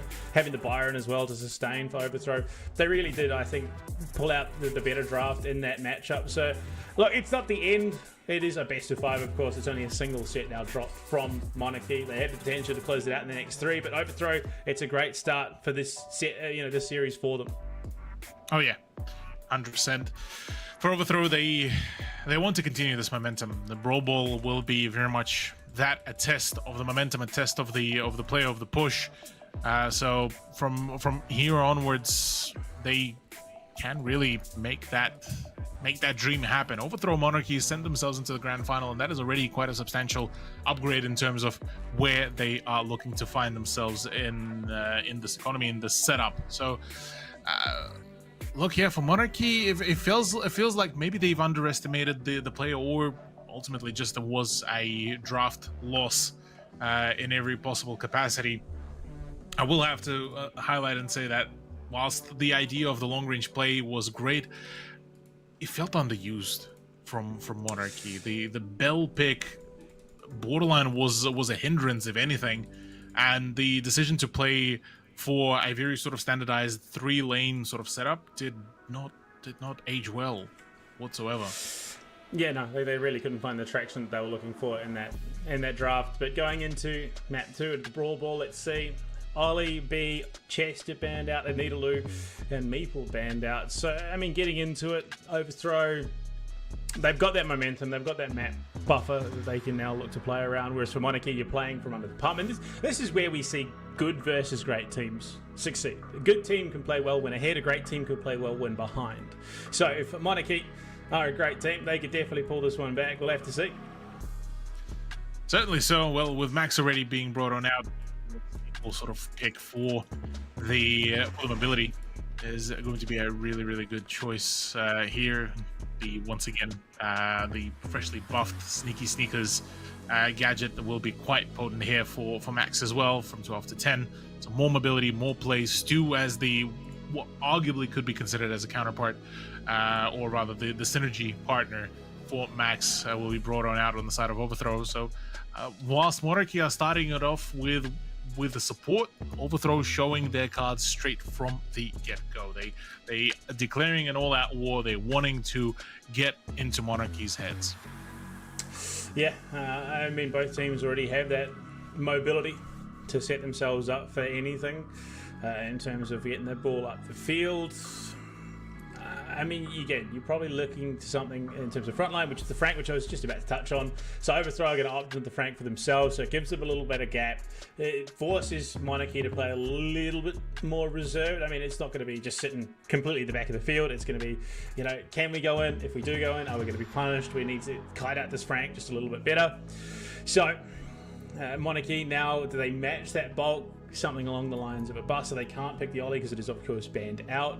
I think realistically the best answer to a Frank at the moment is just outright damage, just burst the Frank as best you can. Some anti-tank potentially even could be coming in because you've got that mobility. You just need output. You need damage output or sustain for the most part. CC as well potentially could be the avenue that you go down.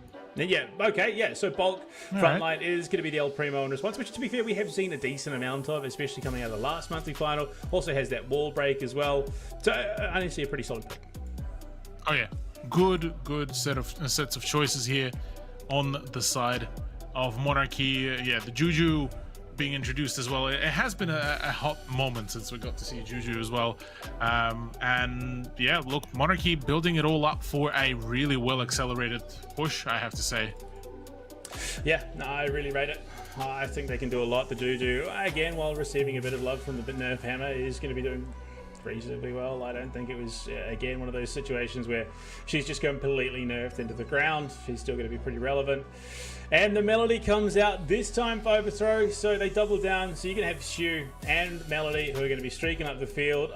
There is a real potential for this to just spiral out of control. So Monarchy are going to have to play the pacing because otherwise this Brawl Ball could quickly spiral away. Oh yeah, Brawl Ball could really be a pretty good accelerated adventure. I mean, we already got to see the very first one, the matchup in the upper part of our bracket. The Upcore Esports managed to really shut things down quite rather promptly on the Brawl Ball side. For Overthrow, look, they